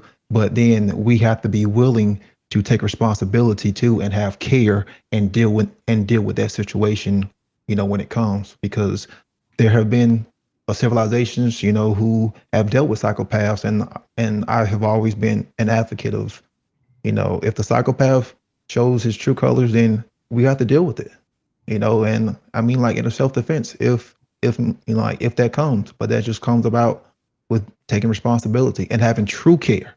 Because if you let that psychopathy continue to plant seeds, then it's only going to lead to more deterioration, entropy and chaos. So mad entropy, man. And creating mini-me's. I mean, this is like part of the law of correspondence in a sense, from the micro to the macro, and in a sense of, you know, kind of, you know, the fall of Atlantis and all this stuff, and kind of like, you know, these, you know, lower upper astral entities, whatever, all that Anunnaki invasion and whatever. They literally cut themselves off from source, if you will, just like they cut us off from source as well. And this is kind of like the birthing of, like, the narcissist, if you will, because that is what those energetic vampires need us for, to feed off of our energy, our life essence. And then you pull that back from that multidimensional level to the 3D level, and you have people reflecting all that in our day-to-day lives. You have your typical narcissists, your psychopaths, and your sociopaths, and the NSPs or whatever. I think Mario West refers to that. But yeah, like, is there any, you know, capacity for redemption in these, you know, like, they're kind of like a black hole, because they need to keep, you know, sucking the life force of from an external source other than themselves, or, you know, something a little bit more healthier, you know, or something more holistic, or, you know, that causes the least amount of harm, you know, aligned to natural law, the best of our abilities in this 3D reality. That's kind of a fallen time matrix, right?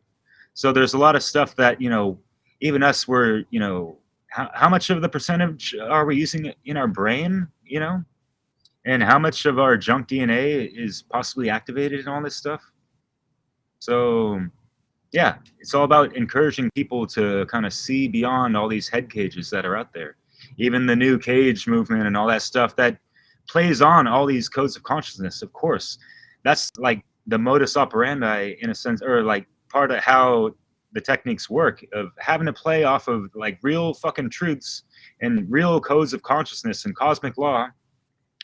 And, you know, they just invert it and pervert it all day long. It's the same old fucking song. And that's what I mean. Like when you truly activate, I thought about this in the car driving over to my friend's house just to work out. And yes, you do activate certain, there's Chris, I think you were talking about working out with the Capoeira.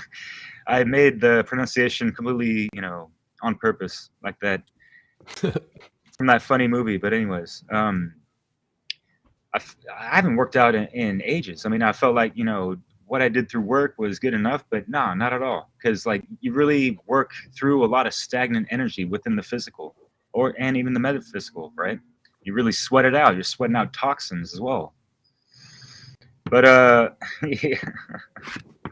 yeah. So I was thinking about this song, who is actually marching to the own rhythm of their beats? Are they really mastering that rhythm? And something clicked within, the three expressions of consciousness tied to the trivium and all that stuff, the heart, mind, guts. And think about, like that true, the lost principle is activated. You found something that you're passionate about and you have compassion for and all that stuff. And I hope it's yourself first and foremost, right? And that's that inner mind that creates the care to get the upper mind, thinking about and composing their own concerto or their own song. They're going to be their own master of their own ceremony, right? If they want to march to their own beat of their drum and, have a good pep in their step and, maneuvering through this matrix as unscathed as possible, It's a fucking shit show out there and, the whole world's a circus, right? And, we ain't trying to get caught out to be the clown.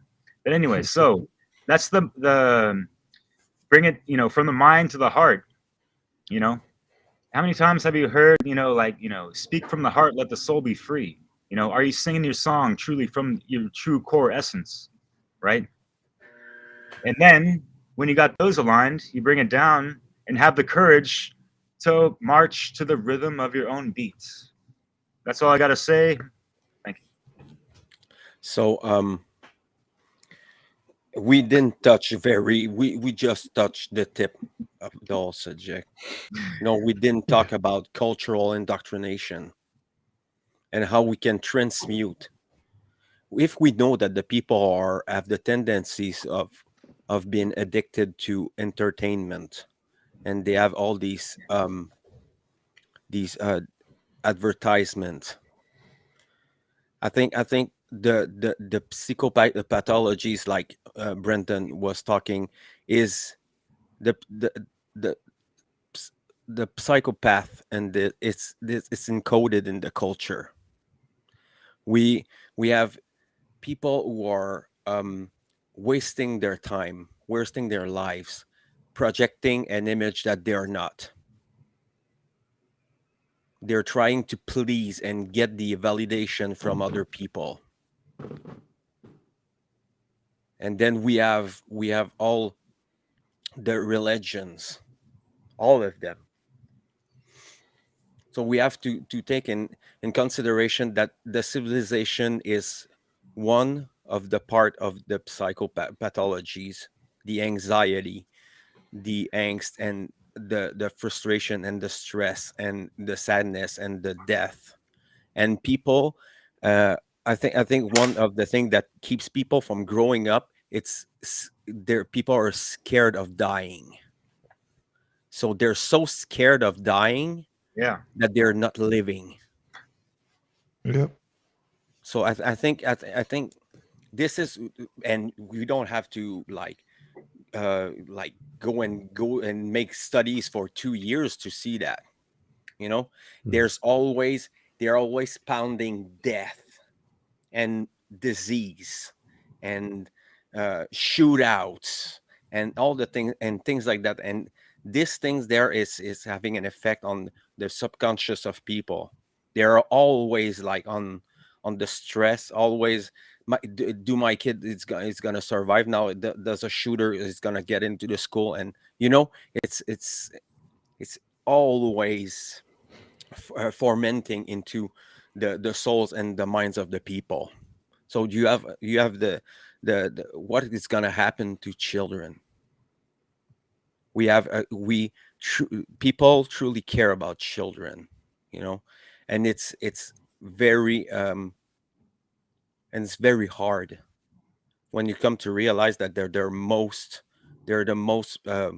ill-treated in all of the society.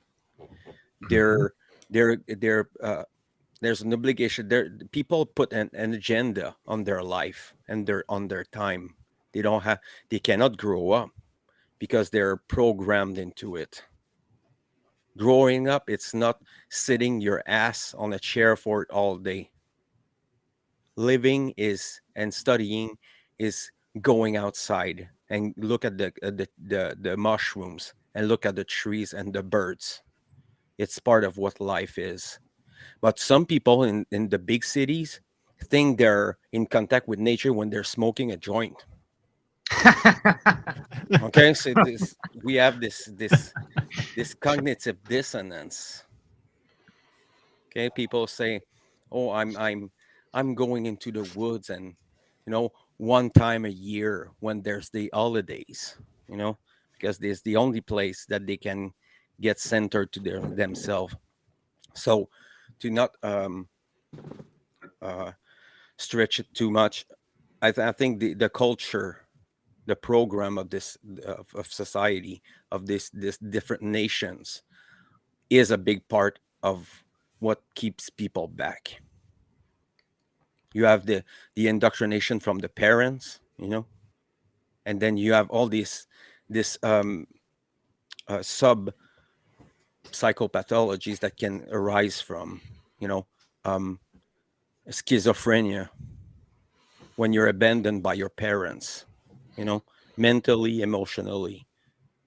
People will get into this cube that their own mind, and they're gonna detach and deny reality around them. And you see it now. These children don't go out to so much. So when they're going out, they're awkward as hell. They're batching each other and insulting them each other on the social media. And then when they're getting out, they're lost. Because it goes back to the echo chambers also, and having their comfort zone. Just real quick, all that stuff that I think, James, you were talking about earlier, all the face-to-faces and stuff, and like people being so up in their comfort zones of their echo chambers and all the yes and women, man.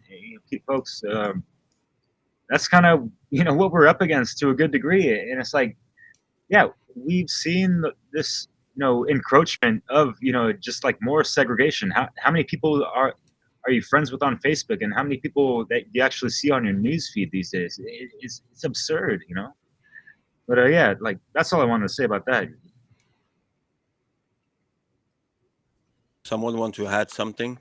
Yeah, I'll jump in. And this was a pretty good section that I'm going to elaborate on my part 2 presentation of Return to Nature. Culture, right? To cultivate. What are we cultivating? Well, it's easy. We can observe the world today, and we can see that people are in this lack of, this scarcity. They pack them in the scare cities. And that was for you, Derek. Get a little rhyme in. So that lack of mind, this is the primal mind that they keep feeding with programming, that people are embracing the reptilian mind in survival mode, the lack of, which when you are diminished from nature, right, which nature, the return to nature in my presentation is talking about a state of mind. This is why I'm an animist, because an animist is one of soul and sees the inherent value and interconnectedness of everything in the natural world, in the self and in nature, right? Natural law, the principles. And we see that abundance is everywhere, is nature. So yeah, you're right, Fred, with the fear of death, because this is the primal fear, right? The lack of life. And all fear is based in ignorance, right? So people have a lack of knowledge of what it means to live, what it means to be human, what is nature. These are the elementary, foundational categories of existence, right? This is what we all try to talk about, is natural law, nature. So culture ultimately can be neutral, but culture in the modern world today is one of a cult of ignorance and death and stagnation. We need to cultivate to truth, for truth, in service of truth, in harmony with nature, in that symbiosis. So absolutely, and it always comes back, for at least for me, to parenting. The parental aspect has a chance to sever the ball and chain from their children, and that is instilling and being that mentor of principles in mind, state of mind, but also obviously the holistic approach, treating the physical body with respect, because just like a radio, if the radio is all jacked up, the signal's going to be all static. So I mean, I could rant on this, but yeah, I'll leave it there. So just to bring up the word, you brought up culture and cultivate. I know culture gets a lot of bad rap, but these words are just neutral. They really just mean to plant seeds. To cultivate something means you're planting seeds. So what seeds are we planting? And like the great Jordan Maxwell always said, by their fruits you shall know them. So look at the fruits of everything that has happened, and then you will know what seeds have been planted. They have given us their psychopathic minds, so I'll end it on that. Yeah, that term of like them giving us their psychopathic minds, that brings to mind the what's the mushroom guy? What's his name? Terrence McKenna. Terrence McKenna gave that speech about authority. To think for yourself, you must question authority. That throughout human history, it's been the educational, the judicial, these authorities that have imprinted onto our minds their view of reality. And that's like wait, no, that's Timothy Leary. Sorry, it's not Terrence McKenna. That's Timothy Leary. The LSD My mistake. guy. Terrence McKenna said, "Culture is not your friend." Your friend. Yeah, right. But no, Timothy Leary. Sorry, excuse me. He gave that speech. It's featured at the beginning of a live Tool song from their album Survival. The song's called Third Eye, as a matter of fact. So go give that a listen, because it's Third Eye opening. Get it? It's a joke. It's a shitty joke. Anyways, Fred, your point about children being the most ill-treated, it's simple, man. It's because they're the most defenseless, and it's up to us to come to their defense and to put a stop to all that BS that's happening to children. But if you can prolong a state of adolescence, you also prolong the state of defenselessness within a person. So that's exactly, I think part of where they'd want us, the big they, where they'd want us to be, so there. Can we hear that Terrence McKenna voice again? Whoever did that. Culture is not your friend. Yeah. And your ego ain't your amigo, man. But at the same time, it's like, that's the dragon that you got to conquer and ride out, and take control of your life and be that, master of your own ceremony, like I was getting back to. But Fred, yeah, like, man, like talking about people. Yeah, people. We're all people, right? Yeah. We all got different biological makeups and different blood types and yada, yada, yada. Whoa. We're not all people. Sorry to overgeneralize. Yeah. Oh, sorry about, like, a lizard breath queen, whoever, yeah, something like Queen that. of Lizard Beast. Yeah, so what's up with like this millennial mentality, the self-entitlement, and just like these people are really disingenuous. I've noticed. I lived in like a college town over the summer in Oregon, and it's just like it was really weird. It was like more that a- liberal over there than up here. Is that a genuine question Core about values.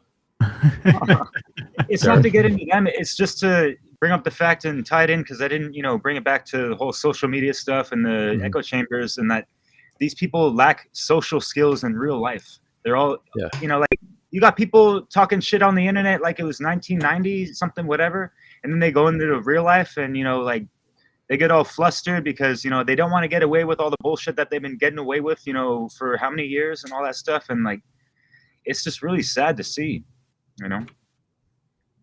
Yep, the lack of communication skills. Take, we can all take compassionate approaches and realize that, like us, we've done the shadow work. We've understood, how people can project and how we used to project and all this stuff. And, they're coming from a place of ignorance and trauma and like, self-inflicted pain or other stuff and mind control.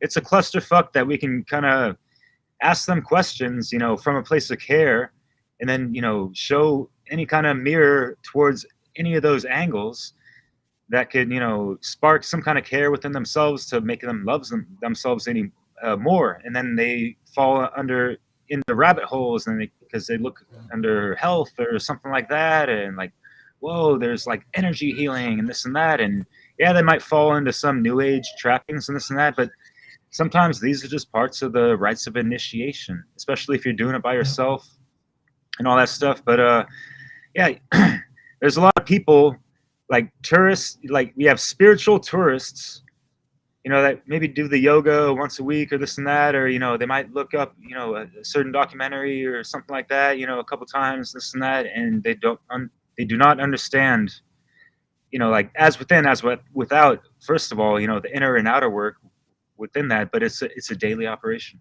and you got to have patience, and you got to find that passion to keep that drive and consistency to make it happen, and ripple that out, like you guys were saying and hinting towards, like, yeah, Chris, be that example, be that shining light.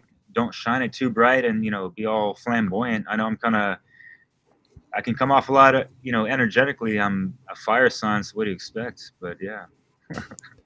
I'll pass to the next. Yeah. Leslie Derek. and Brendan, you wanted to quit, so I just wanted to thank you before you go. Thank you very much for participating and sharing your wisdom. This is fun. Thanks for having me, for sure. Yeah. Yeah, thank you for putting all this on. This has been amazing. This has been a It very has been amazing. talk. I really appreciate everybody's input and give me a lot to think about. It's been a great talk, guys. This is one to save Yeah. and Share share. that. Man. Yeah. Yeah, I have it recording. Derek, I'm sorry. I want to say goodbye to my friends too, Leslie and Brandon. Thank you. I really enjoyed talking to you. Yeah. Same here. Thanks for coming. Yeah, I gotta good go. talking to you guys. Much love, y'all. I'm going to cut out. Thanks so much, guys. You're All right, welcome. brother. Yeah. Hey, Bye, good Chris. evening. Good to see you, man. Night. Appreciate it, Awesome. Chris. Keep up the good work. Thanks, Greg, for having us. Yeah, take care, y'all. My pleasure, man. You come back whenever you want. No problem. Hope to talk soon, Chris. So we're 2 hours and 15 minutes. So you guys want to go further, or we're keeping subject for another time, because we can still like go on. I have a question that Derek just brought something up that I'd like to address. And I want to ask, like, what did you say about millennials? Millennials, I just said something like there's like this millennial mentality, the self-entitlement. Of course, we're talking about like the program side of things. I mean, I'm kind of on the cusp. I was born in '83, so Yep. people put, whatever, and it's like, I don't care. Like, we're multidimensional beings above and beyond any freaking, compartmentalization or generalization or labels, right? But, like sometimes for time's sake, or, not go into all the explanations and the caveats of whatever, we try to boil it down into like a simple phrase or whatever. But I just, like the interactions with people, it's like, looking them into the eyes, having like just like genuine eye contact sometimes, that's just like, it's almost too much for them or whatever. It's just like only for a limited time only, or like, just and even that, we're talking about even before millennial. What's the generation before millennials anyways? Gen X. No. Okay, yeah. Sorry. Is it? Okay, yeah. Like I might be getting things mixed up. Why? Like I said, Why I'm so before? out of touch over here, but yeah. Folks are different. They're Actually, like, millennials are kind of generation Y. Like generation Y, did this happen to me? I was born in 1989. I grew up in the 90s being told that when I grow up, I can be whatever I want. When I grow up, the world will be my oyster. All I have to do is shuck it. And that it's going to be fine. Everything's going to be great. And then we were, as 11 and 12-year-olds, made to watch 3,000 people die on live television over and over and over again. And then nothing got better. So for an entire generation of people are traumatized in a very special way from a very early age. Damn, and when you're dealing with a group of people like that were told one thing and then served up another thing, when you're dealing with a group of people like that, it can be very tense. I know a lot of very, very nice millennial folk, and I know a lot of very, very twisted up millennial folk, and it's nothing special. It goes for just about any generation, but there's something special, a little bit special about these people, because I remember being 12 years old and seeing that shit happen. And I'm sitting there in this auditorium. They shuffled us all in this auditorium in the school and made us all watch it together. And I'm like crying, and the teacher's like, "Are you okay?" I'm like, "No, I'm not okay. This is not okay. We should not be watching this." And they're like, "Well, you have to watch it." I'm like, "What? Why?" So I'm saying that. What I'm saying that is that,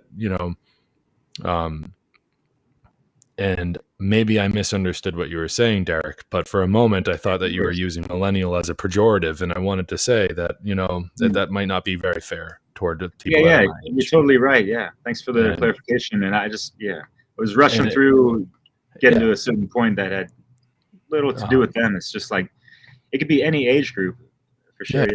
Yeah, for sure. No. It's perfectly fine.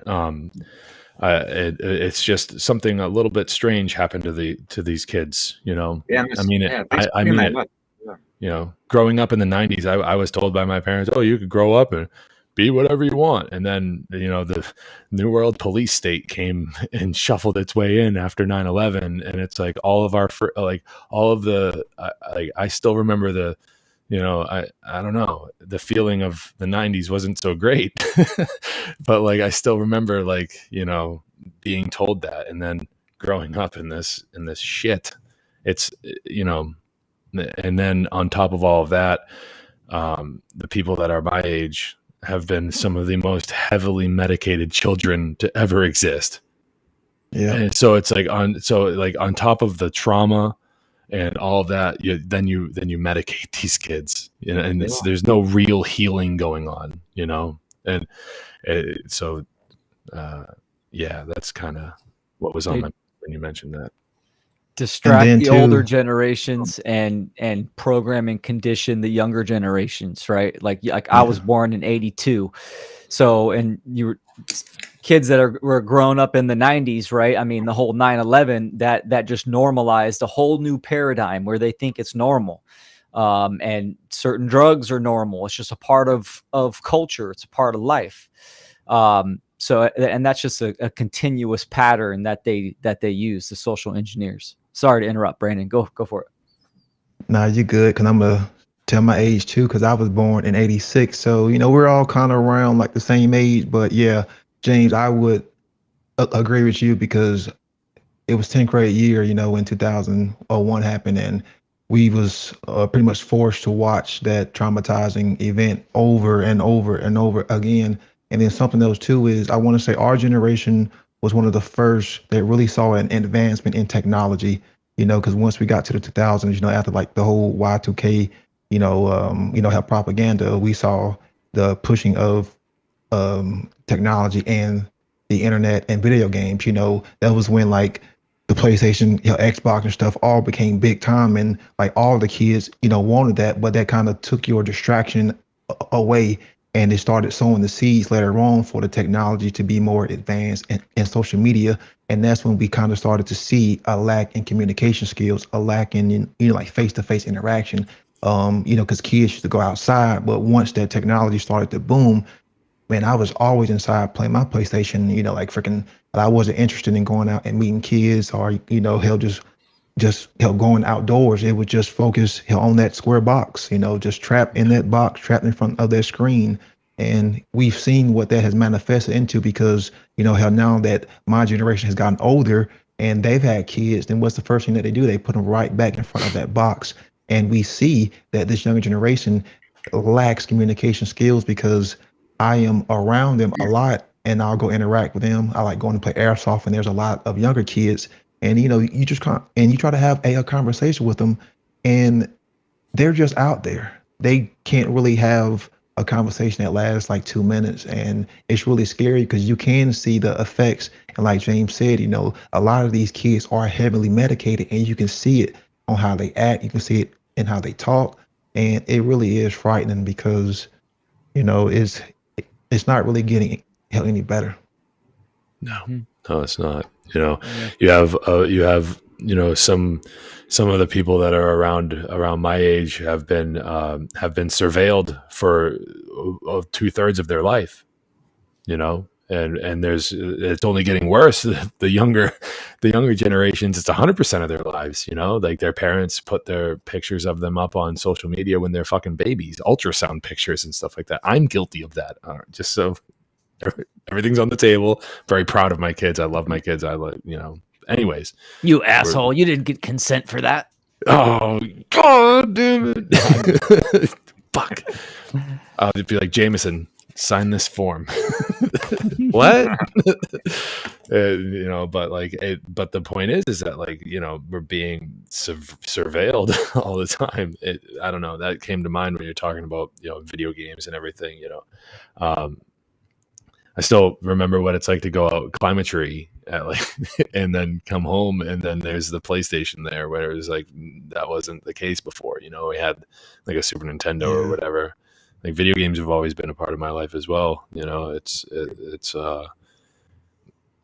fun. I'll say that much. It's some fun. There's some interesting video games out there. Like there's this one. All right, we're derailing. Sorry, but there's some good stories in some video games, like BioShock, for instance, is basically like Brave New World. It's like in video game form. Like you can, there's some good stories if you know where you're going, if you know how to pick them. So anyways, yeah, Derek, no hard feelings, bro. No hard feelings at all. Yeah. I just got to stick up for my millennial people. You know what I mean? Like, I want to stick up for them too. It's just, I mean, it's too easy to focus on the negative and all that stuff. For folks still playing video games and you're awake and aware and kind of feeling guilty of, wasting time, possibly, in front of a screen like that with a, whatever joystick or on the computer. If it's not too involved and not, something kind of cool that you're learning something from and going through a story, a hero's journey, there's allegories and stuff, that's cool, whatever. But if not, you can always watch or listen to a podcast or even one of my music mixes while you do that. But yeah, that was all I had to say about the video games. But yeah, so I got emulators, man.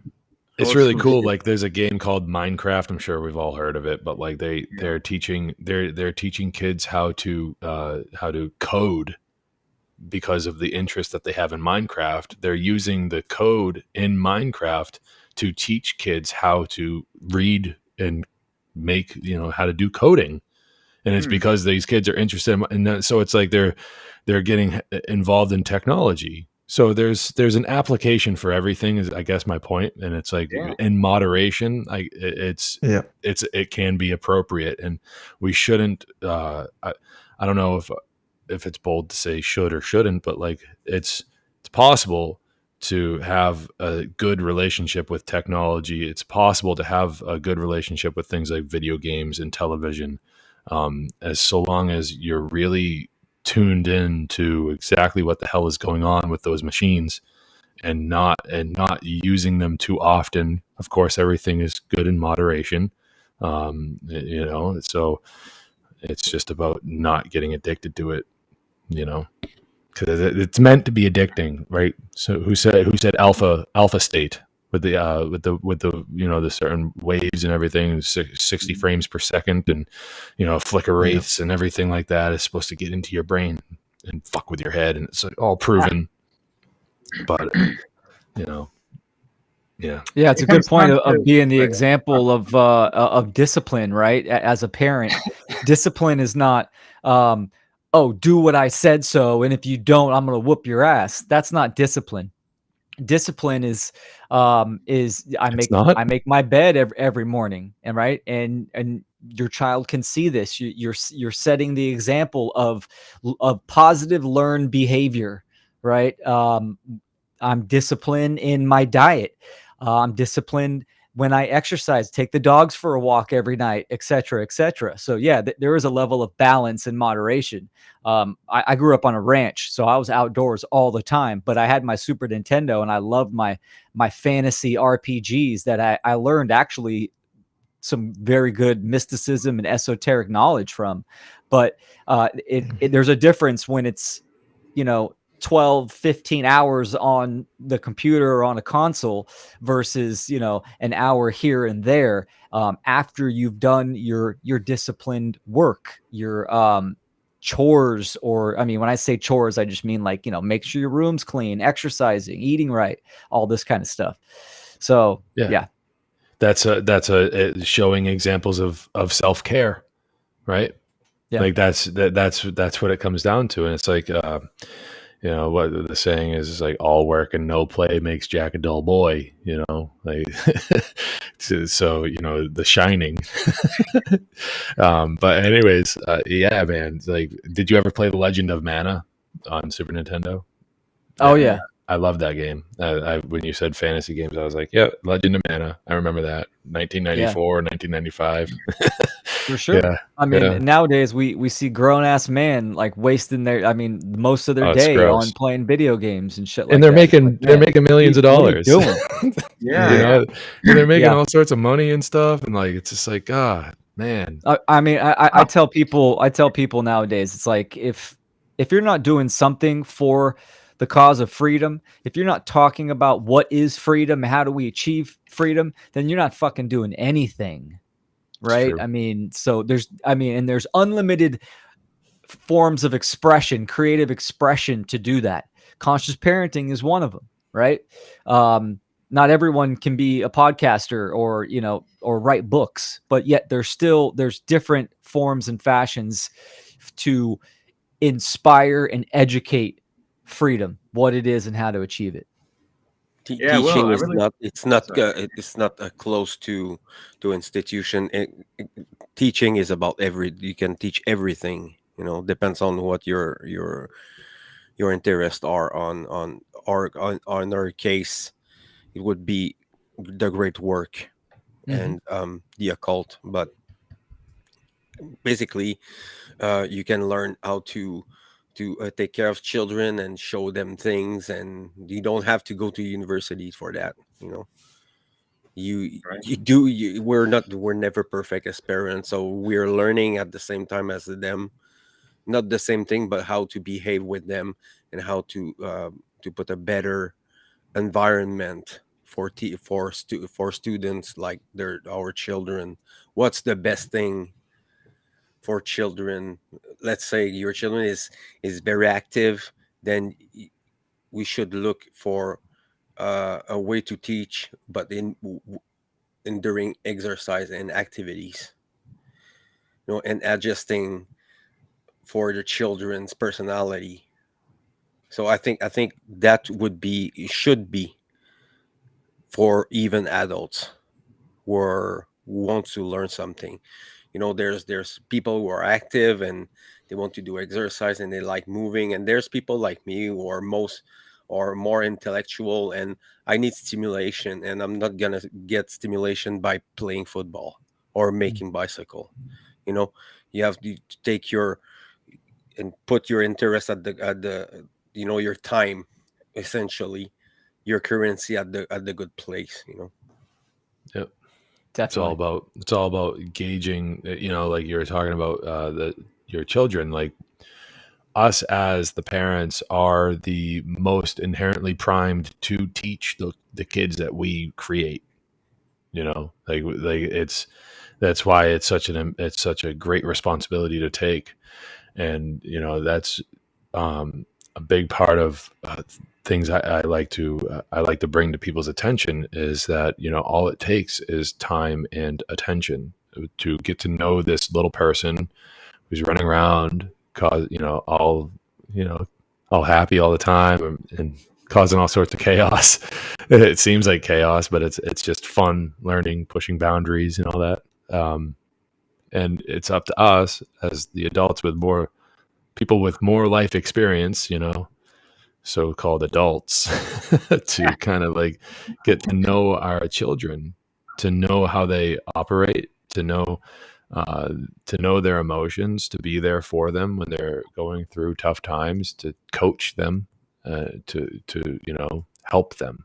And it's a big part of like Will has, he obviously, he knows that he's been a major inspiration on me to kind of get back to that childlike wonder, to be more relatable toward my children, because it's that kind of relatability with them that's going to help me grow up with them.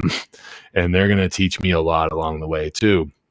I didn't know myself until I had kids. I didn't know what I was capable of until I had kids. It was that kind of kick in the pants that I really needed, to be like, whoa, there's really big things at play here, and I gotta get back to it. So,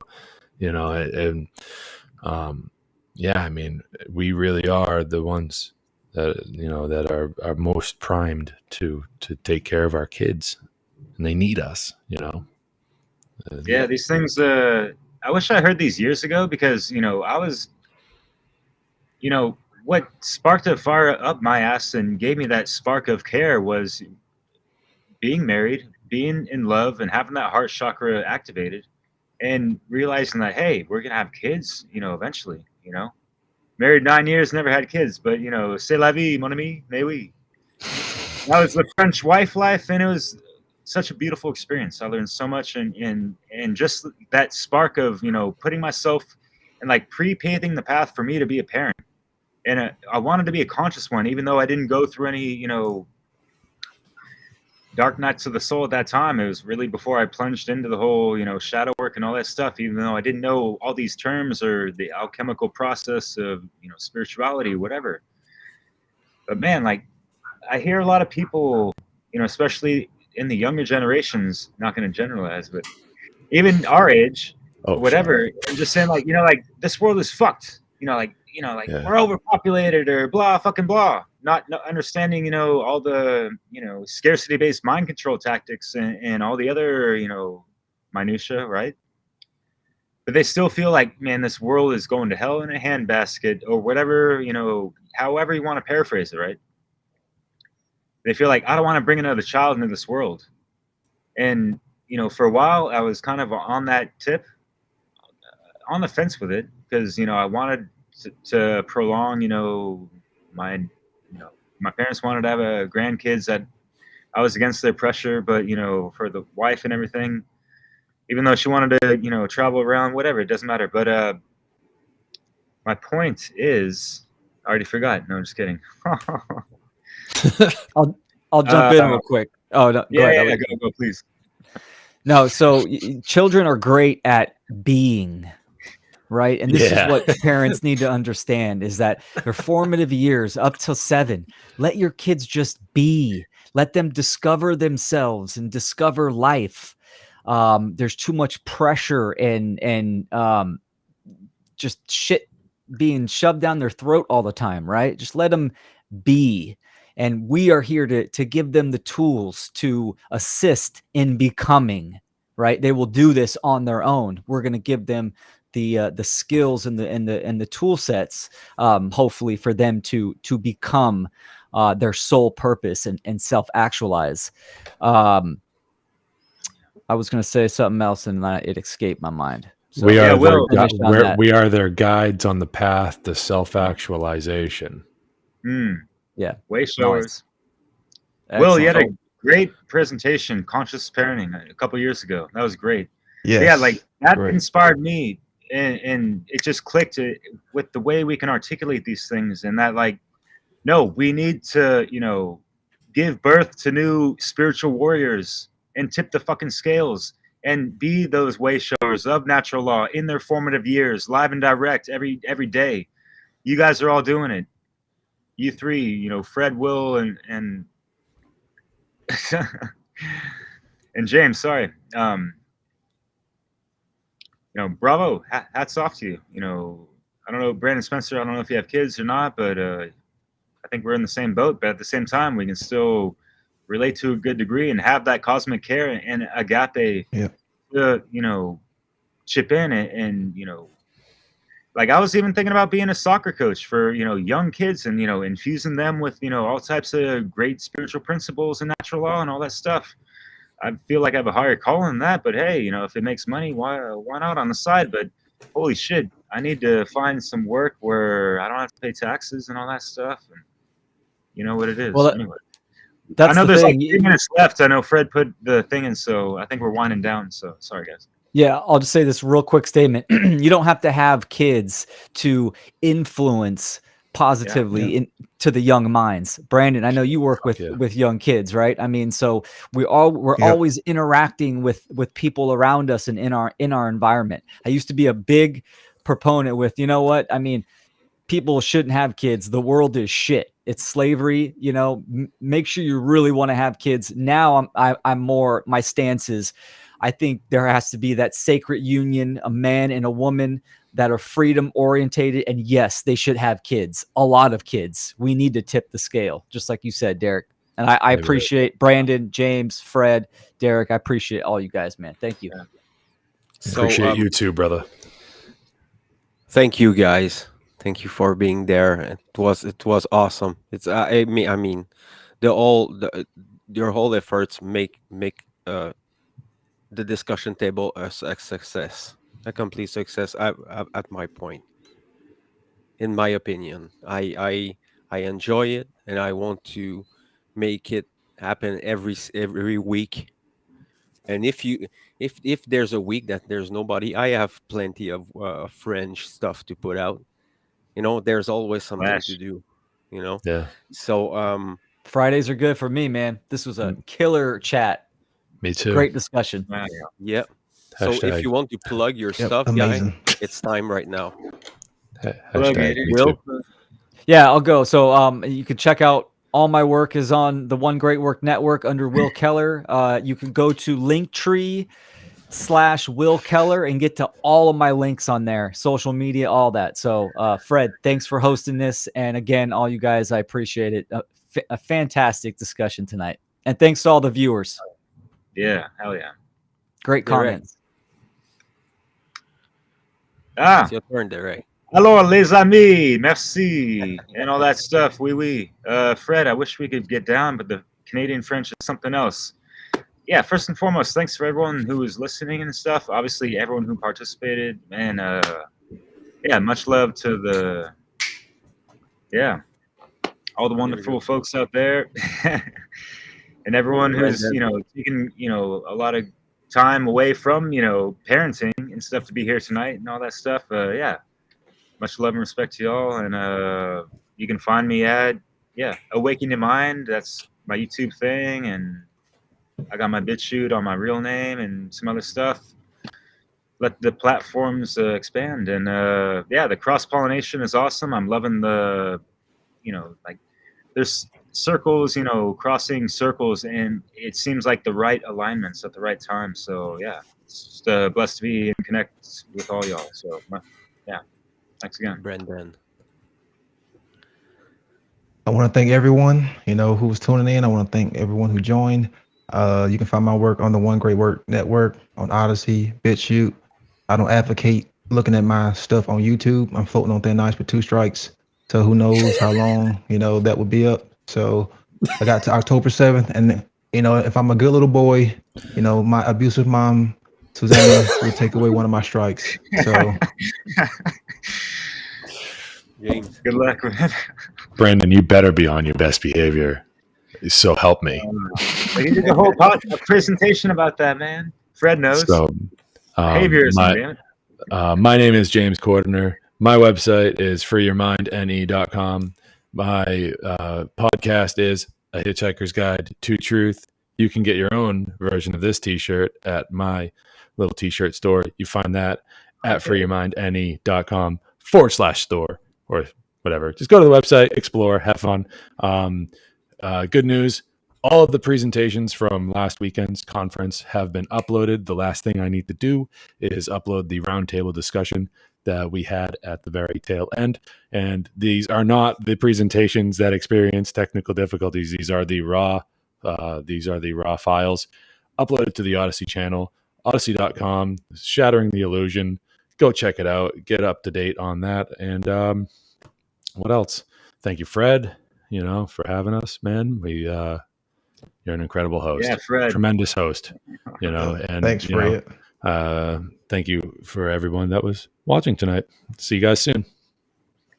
So the podcast, the LIBERcast, is on Facebook, BitChute, Odyssey, and YouTube. And I don't have 2 strikes, but I'm getting there. I'm on my way. So the next podcast is Tuesday with Mario West. It's gonna be very interesting. So I suggest you that you tune in at it's gonna be the 4th of October. So be there. And next Friday, discussion table, same place, same hour. So have a good night, everyone, and thank you for being there. I think there's 2 more. I see 2 people. Yeah, damn. You guys, I have like respect for you. You stick up for like 2 hours and 43 minutes. Yeah, wow. Here we go. So That's have a child's good night, play. everyone. Bonne nuit, les amis.